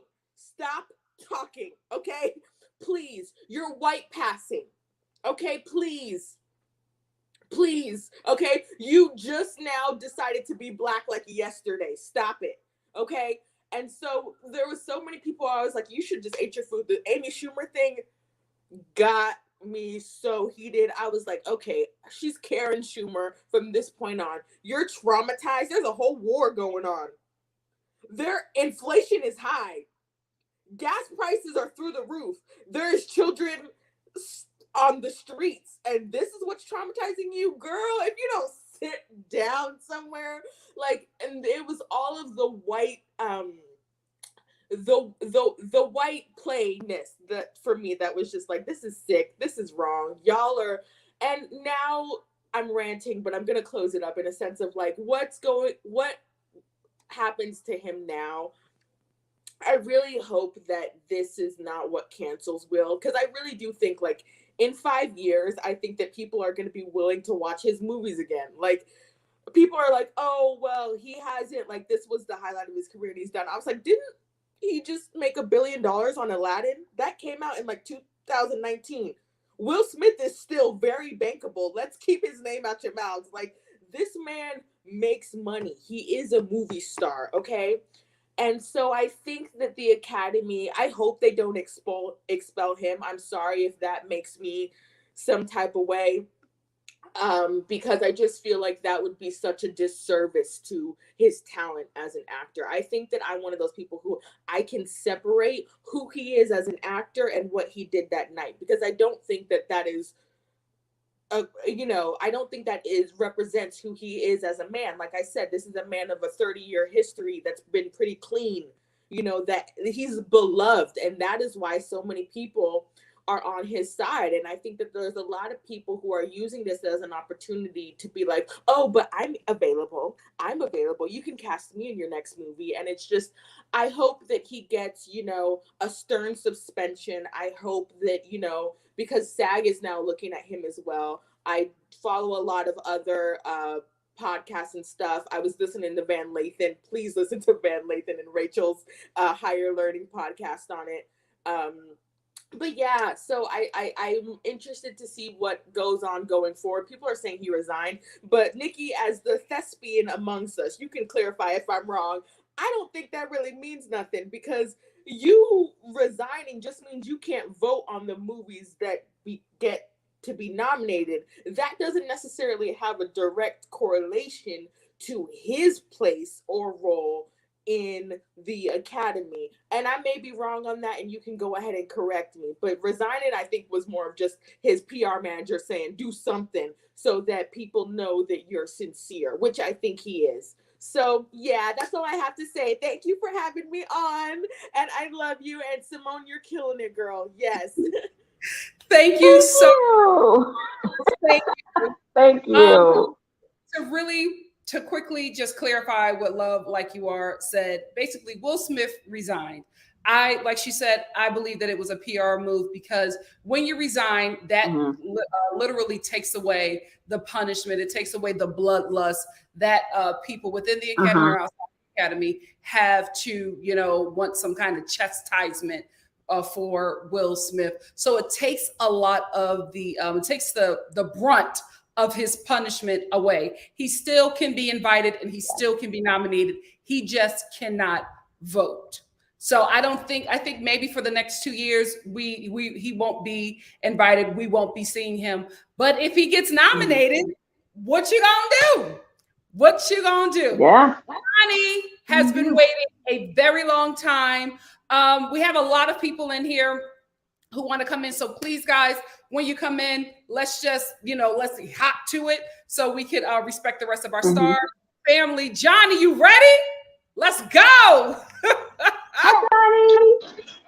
Hey, Johnny. We're gonna Simone and I are gonna mute our.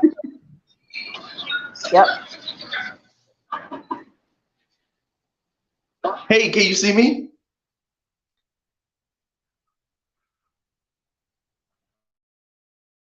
Yes, I muted myself, so you can go.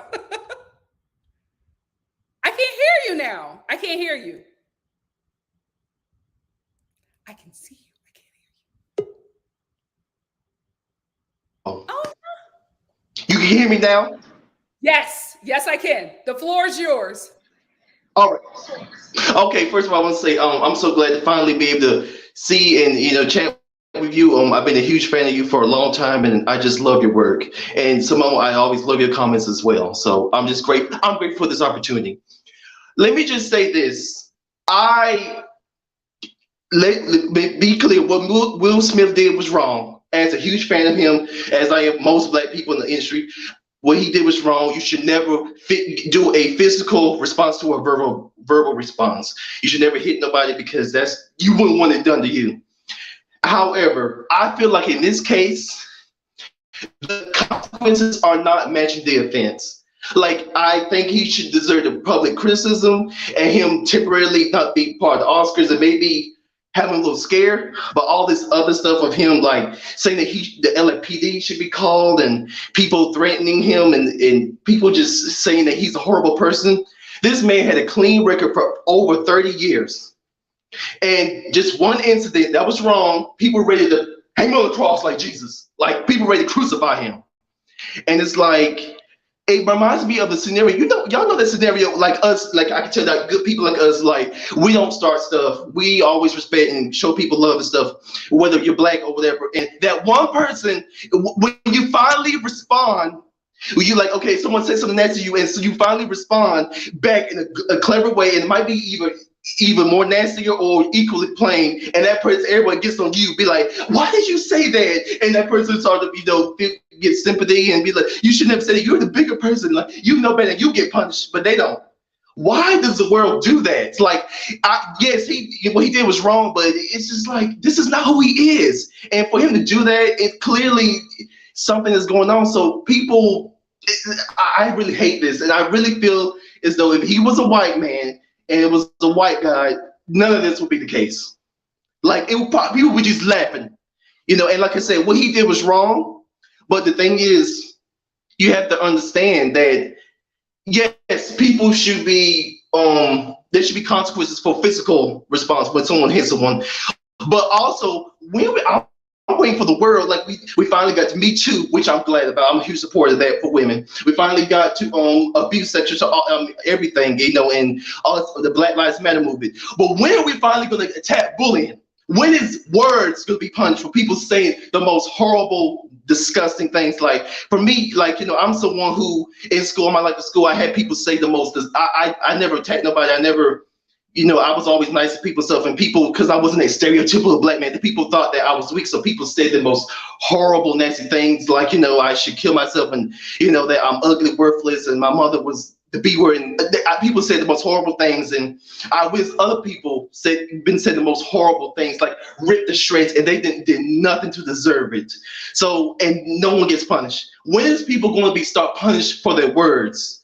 Not saying that Chris Rock should be punished per se, but there's a reason why he's coming with offense, because he knows that, yeah, he didn't deserve to be slapped, but this joke was inappropriate because it wasn't even planned. So he knew that it could have been touched, because it's a sensitive subject, and any disease should not be made fun of any race, and just period. So yes, Will Smith deserves a little punishment, but when are we gonna start punishing people for hurting people with their words? Because words cut deep. Words, like, you get hit, as long as it's not like long lasting, you can heal even when you get older. But words can sting you to the day that God calls you.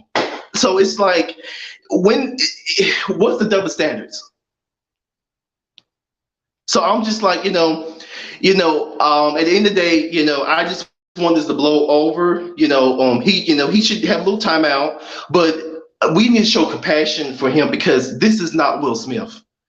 And I feel like if it was, like I said, I'm equal opportunity. I love white people. I love Mexican. I love everybody. I think we all should get equal footing for the positive and the negatives. And I feel like when it comes to minorities, we get it 10 times worse. Like the punishment is not justified.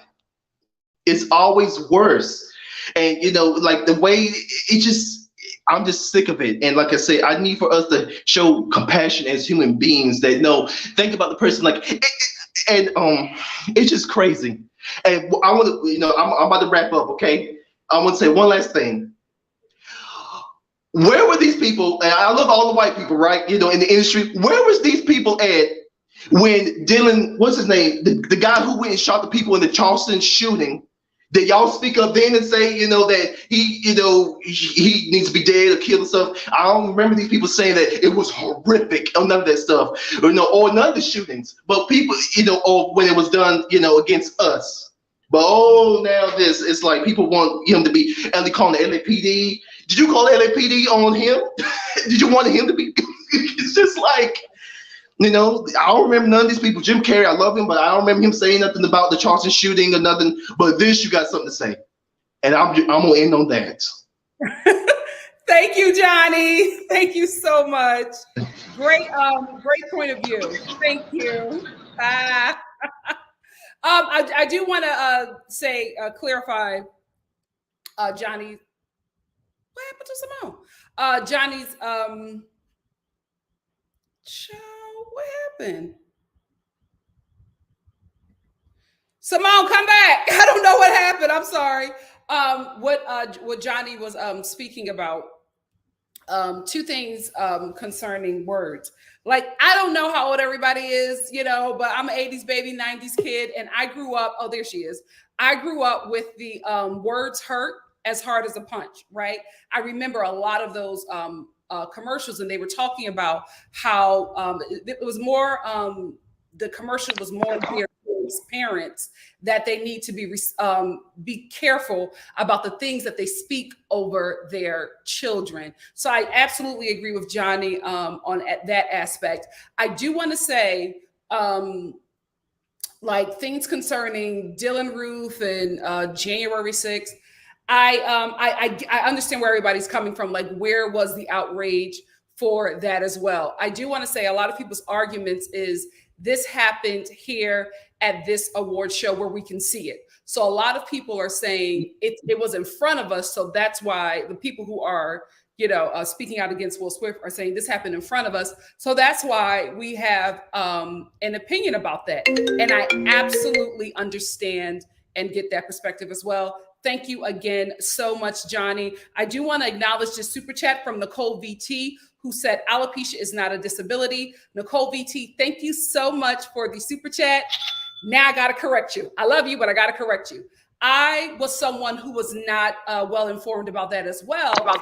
I did not know that alopecia was autoimmune disorder. I had no idea. People like Crutches. What is it? What is her name again? Simply Simone? I think Crutches and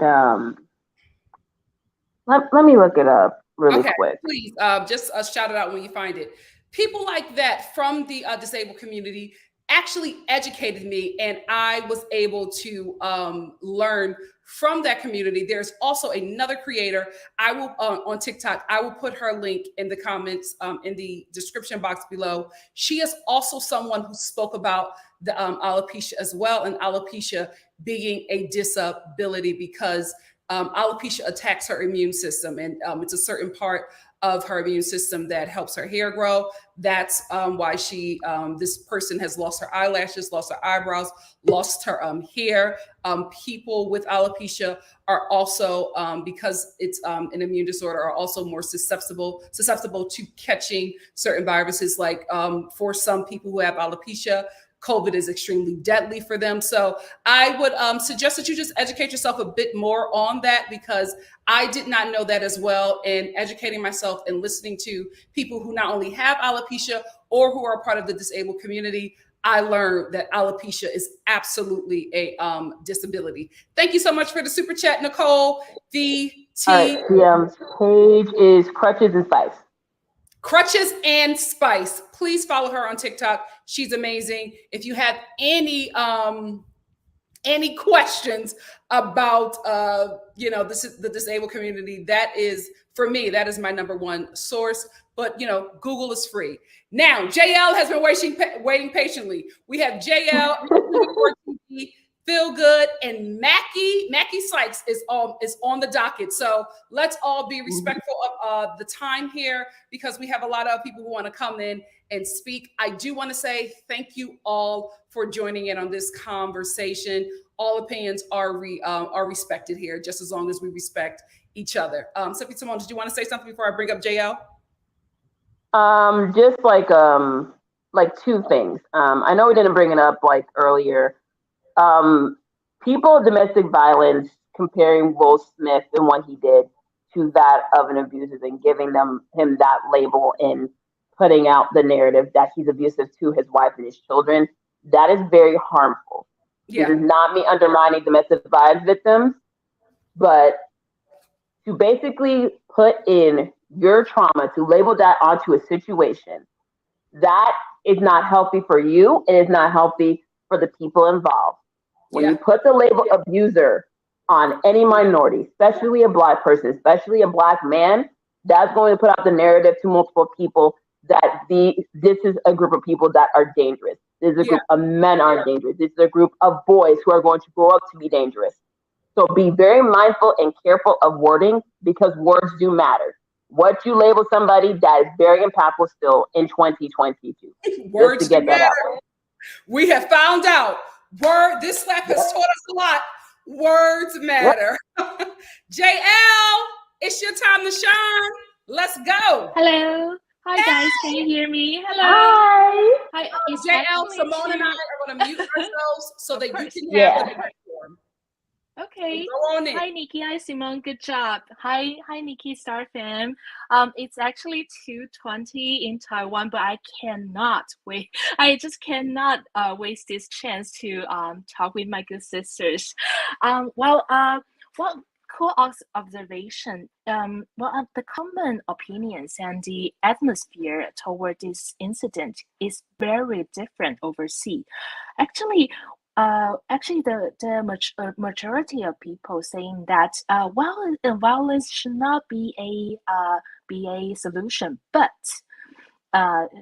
he's such a good husband. He's a 100% husband, stand-up man, such and such. Well, for me personally, my first reaction to this incident is like, whoa! The comedians should have been off the limit. But after learning more and more about Will and Jada's situation and where Will is coming from, he grew up in an abusive home, and so as I learn more and more about where this coming from, I become more and more sympathized with Will. I'm not saying that he's doing the right thing, but I imagine if in the future I have a husband or a partner, I would love to have a protective trait in him that he can stand up for me.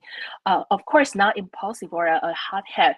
Please don't stand up for me when we are significantly outnumbered. Please don't. But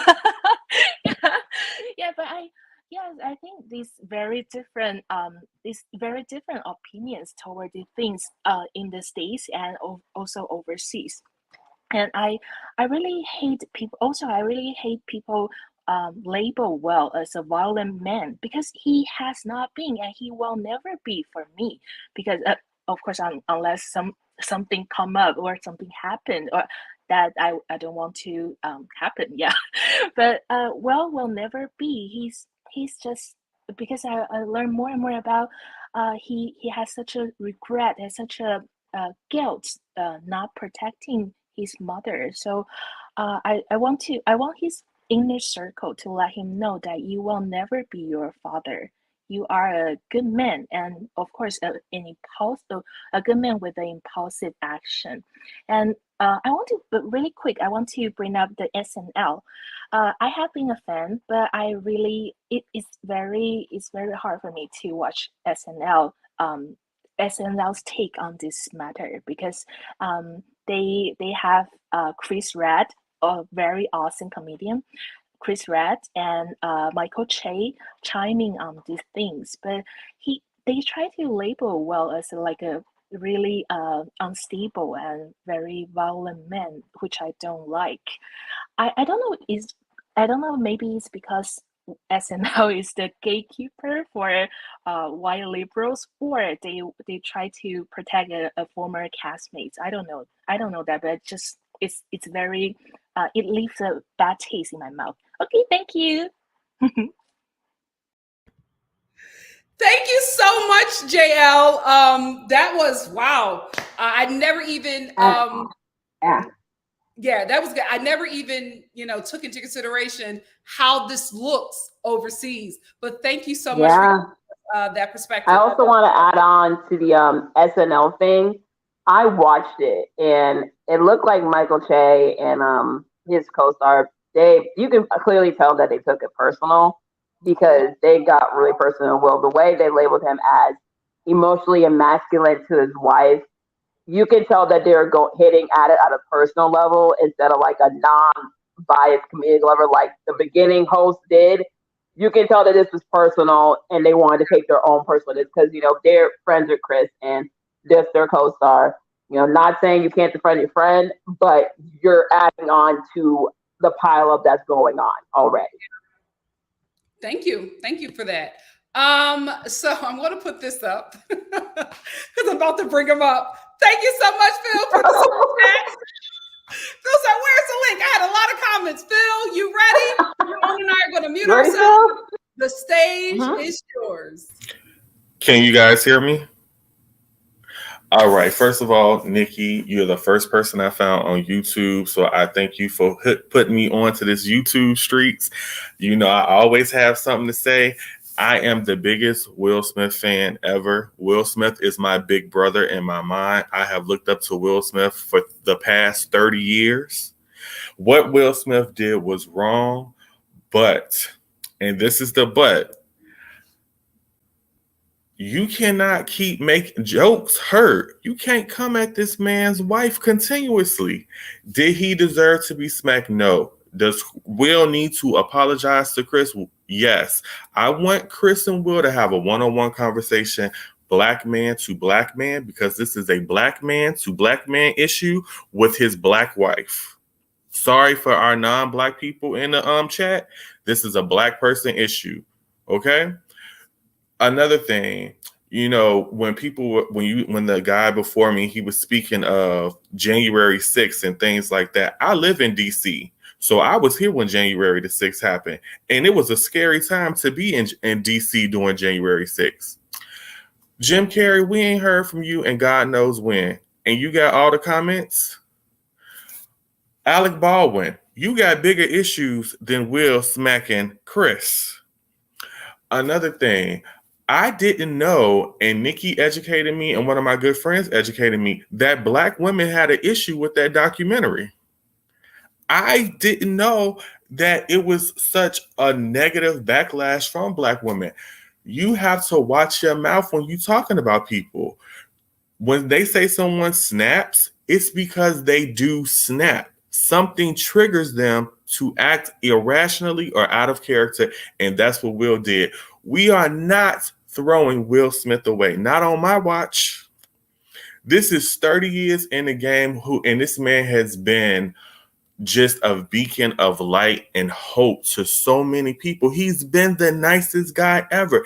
He made a mistake. Yes, he made a mistake. Does he have to apologize? Yes, he has to apologize. But if anybody thinking that the black community is throwing Will Smith away, you're out your mind. And then my other issue, and I'm going to let y'all go. All of this, I'm so traumatized and I am in shock and awe. First of all, we have seen worse on TV.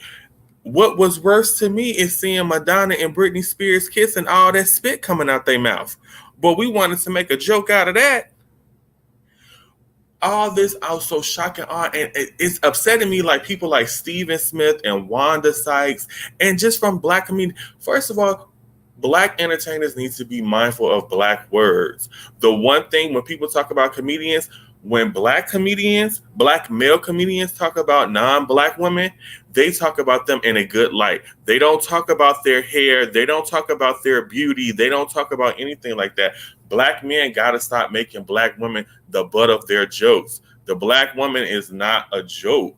And, when I sit back and I think about it and I talk to black women in my community and in my space, they say, the only person that makes fun of black women are black men. When they talk about Kim Kardashian, they talking about how everybody wants to be with Kim Kardashian. Oh, she's so beautiful, how big her fake butt is, and X, Y, and Z. But no one ever talks about her appearance. That's the difference. Whether, he didn't know she had alopecia or not. Black men gotta stop making jokes about a black woman's appearance. Make jokes about other things. Not to say black women can't take a joke. Black women can take mad jokes. But when it comes to that, as a black man, you don't talk about a black woman's hair. Don't touch her hair. Don't talk about her hair. Nothing like that. Talk about something else funny about the black woman. But we got to stop doing that. Don't compare what Chris Rock saying, oh, he's just a joke, he's just making jokes about a black woman. Why he ain't make a joke about the other non-black women in the audience? Why Regina King didn't make a joke about the non-black women in the audience? Why was it okay for them just to make jokes about the black person in the audience? Because they know, here we go. We don't make jokes about Nicole Kidman. When the last time Nicole Kidman been a joke? Jessica Chastain, Penelope. Oh, they did make a joke about her and her husband both being nominated for the Oscar and maybe not winning. No, black women cannot be the joke of all time, especially from black men. Black men gotta stop doing that. And that's all I got for you. Love you, Nikki. Hey, Simone. Keep doing what you're doing, Nikki. Oh, and I'm coming to Marietta next week. I used to live out there, Nikki. I hope you enjoy Cobb County. I'm a hot a jump away. Let me know. I got to give me some Publix cupcakes. Everybody who know me know I love me a Publix cupcake. Publix is a go-to. Yes. Black men, stop making jokes about black women in public spaces. Keep your jokes at the family barbecue, at the spades table, playing Uno, in the car when y'all having a good time. But you got to know, you make the wrong joke on the wrong day, it's consequences. Yep. Judd Apatow, he had so much to say. I remember his movie, This Is 40, he had a line that says, words hurt too. Mm-hmm. So that's all I got. Thank you, ladies. Love you. Thank you, Phil. Love you too. Thank you. Two things. One, when Phil talked about the kiss between Britney Spears, Madonna, and Christina Aguilera, if you remember, they received a lot of backlash. There was a lot of homophobia in that, especially a lot of anger directed towards Britney Spears because, America's sweetheart was kissing a woman doing something that her fans didn't approve of. And again, children were thrown into that. What about the kids? Mm-hmm. What are going to happen to the kids because they saw Britney Spears, their idol, kissing another woman on TV? It's like she's not responsible for raising your kids.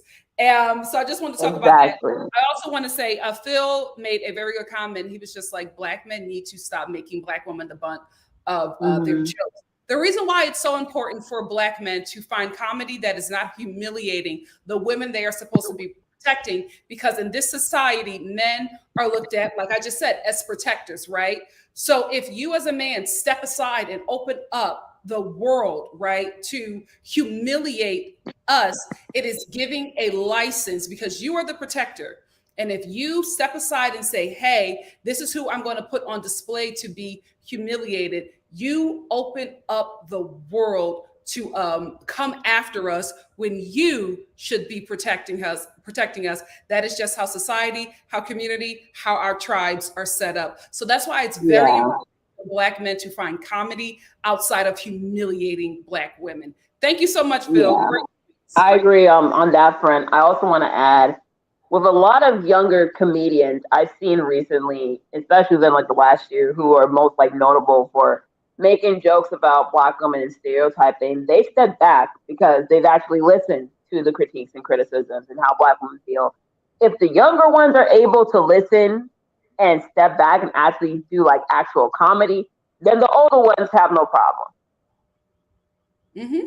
You're absolutely right.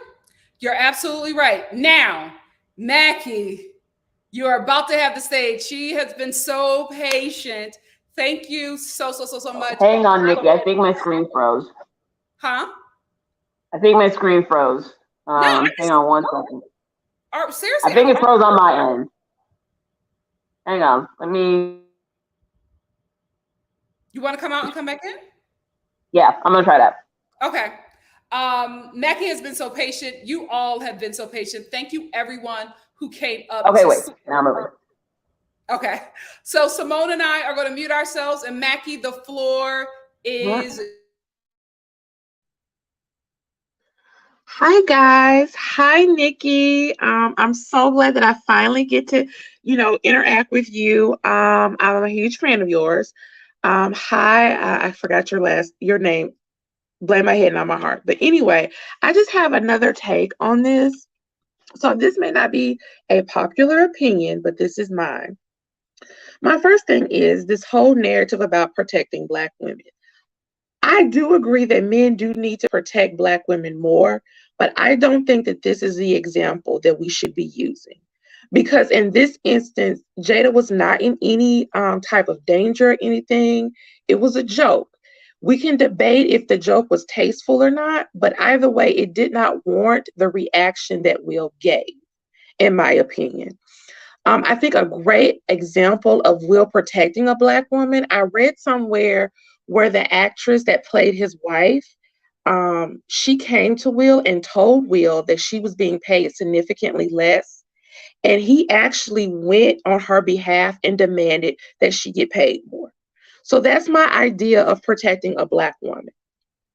Second, when it comes to Will's behavior, like you choose bad behavior, you choose the consequences. So you really went up there and you did that, and now the whole world is picking you apart and criticizing you, and you are being scrutinized by your peers and everything. And I just feel like that's just a part of what you got. I mean, like you can't do that and not expect people to criticize what you did. It was trash behavior. I also want to talk about, we have spent so much time talking about this incident that we have failed to really think about all of the other people that were on that show that won awards. Like, let's talk about Will Packer. Will Packer was the first Black producer to produce the Oscars, and no one is talking about that. We're talking about what Will did. Will won the Best Actor award. He's been working for that for years, and nobody is talking about that because of what he did. I think it was completely disrespectful to the host.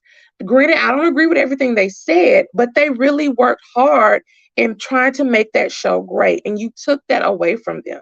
And then also to the Williams family. I've heard that the Williams family have been trying to shop their dad's story around for years, and it finally got picked up.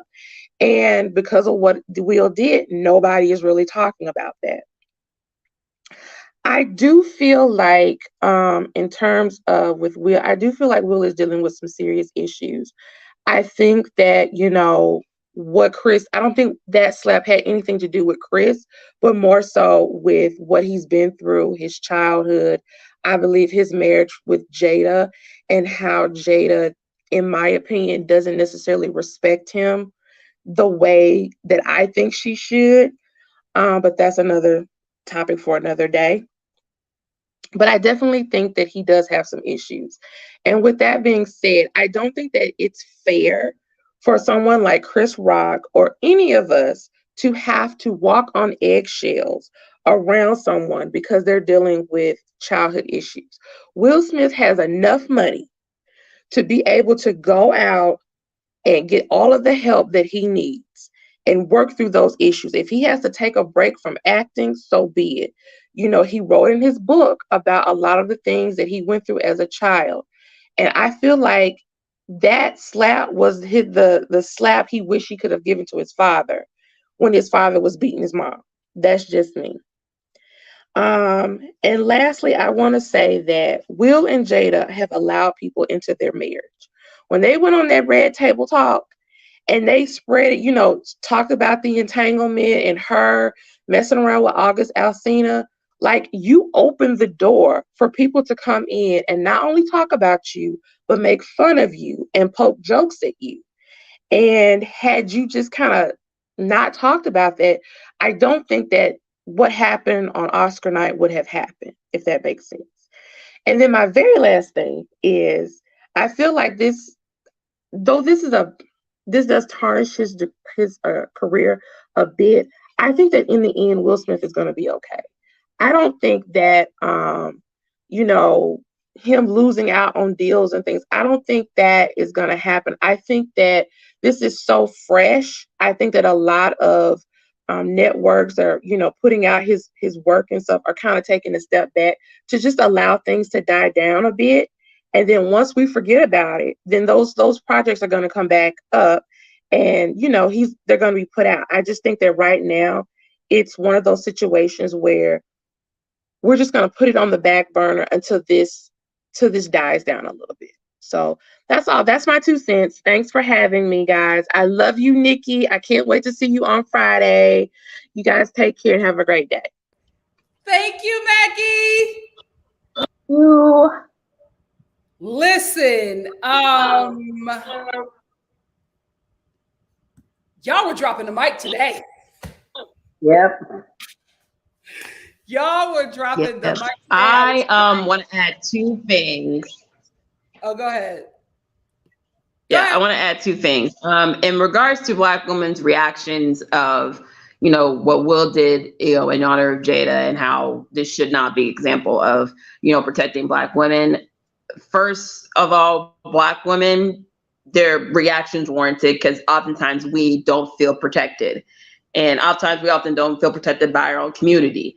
And for some people, they see what Will did as, an act of love, whether verbally or physically. That's their take on it. Some people may not see it the same way.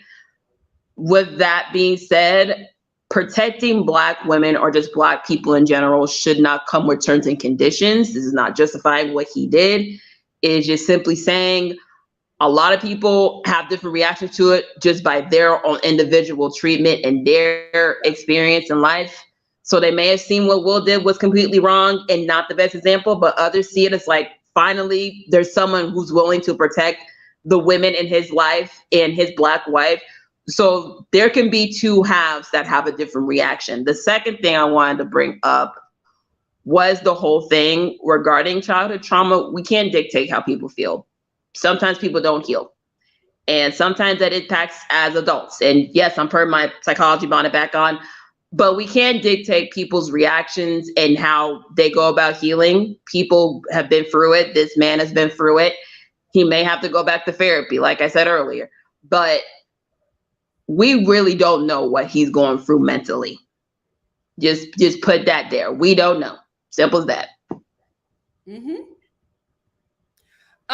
What I would like to say is that from like everything that I've seen, comments and up here on the live, I think to just be quite honest about it, a lot of people are seeing this through their perspective, right? Like me, we're all seeing it through their perspective. So there are, I try to, thank you, Shannon Van. I tried to, the comments are going so fast. I tried to select that comment, but Shannon Van has said that, people who have experienced domestic violence, seeing something like that, any kind of slap or whatever, anything like that, it's triggering to people who have been in that situation. So I think that people are seeing this through their perspective because that's the only way you can see it. And I also think that a lot of people are making themselves Chris in the situation or making themselves in the situation. One thing I think we can all agree on, they're wealthy and they will be okay. Yeah. They will be. Fine. Chris Rock's ticket sales are the $400 now. He making bank off of this. Will Smith alone is worth $300 million. He will be okay. They will both be okay, no matter what our opinions are, no matter how we see these wealthy men, wealthy, talented men with connections will be okay. The aftermath in Hollywood, however, it's just getting started. It's just getting started. So I want to close this out by saying thank you, everyone who joined us by way of the chat, who came up here on the live and spoke your piece. Thank you all for being respectful. Thank you all for giving clear and concise arguments concerning your opinion. The Star family, in my opinion, does a great job with tough topics. And I'm so proud to be a part of the Star family. I'm so proud to have you all here. And I thank you all so much. I thank you, Simone, for joining me. Any closing words? Closing words. I think the only one I got is let Black women live in peace. Let us live in peace. Make somebody else the butt of your jokes, not us. Thank you. We're done. Please retire the bonnet and robe comedy. We're done. Pick somebody else. Thank you all so much for joining us, Simone and I. Thank you all, Star family. You're welcome. Thank you for having me. Of course. course, anytime. I will see you guys later tonight at 9 p.m. Eastern Standard Time. Arnold and I will discuss the latest Grammys fashion and probably a few things that happened at the Grammys. See you tonight. If not, I'll see you tomorrow for the Real Housewives of New Jersey and the Real Housewives of Orange County. And then we'll get into Married at First Sight. I really did have a good time with this, with you guys calling in. If you want to continue that, I would love to hear some of your perspectives on the Housewives tomorrow. So I'll probably do a call in for that. See you all soon. Love you so much. Thank you again, Simone, for being a part of this. Thank you. Talk with me. It was a good time. It was a good time. Yep. Love you guys. We'll see you soon. Bye, guys. Bye.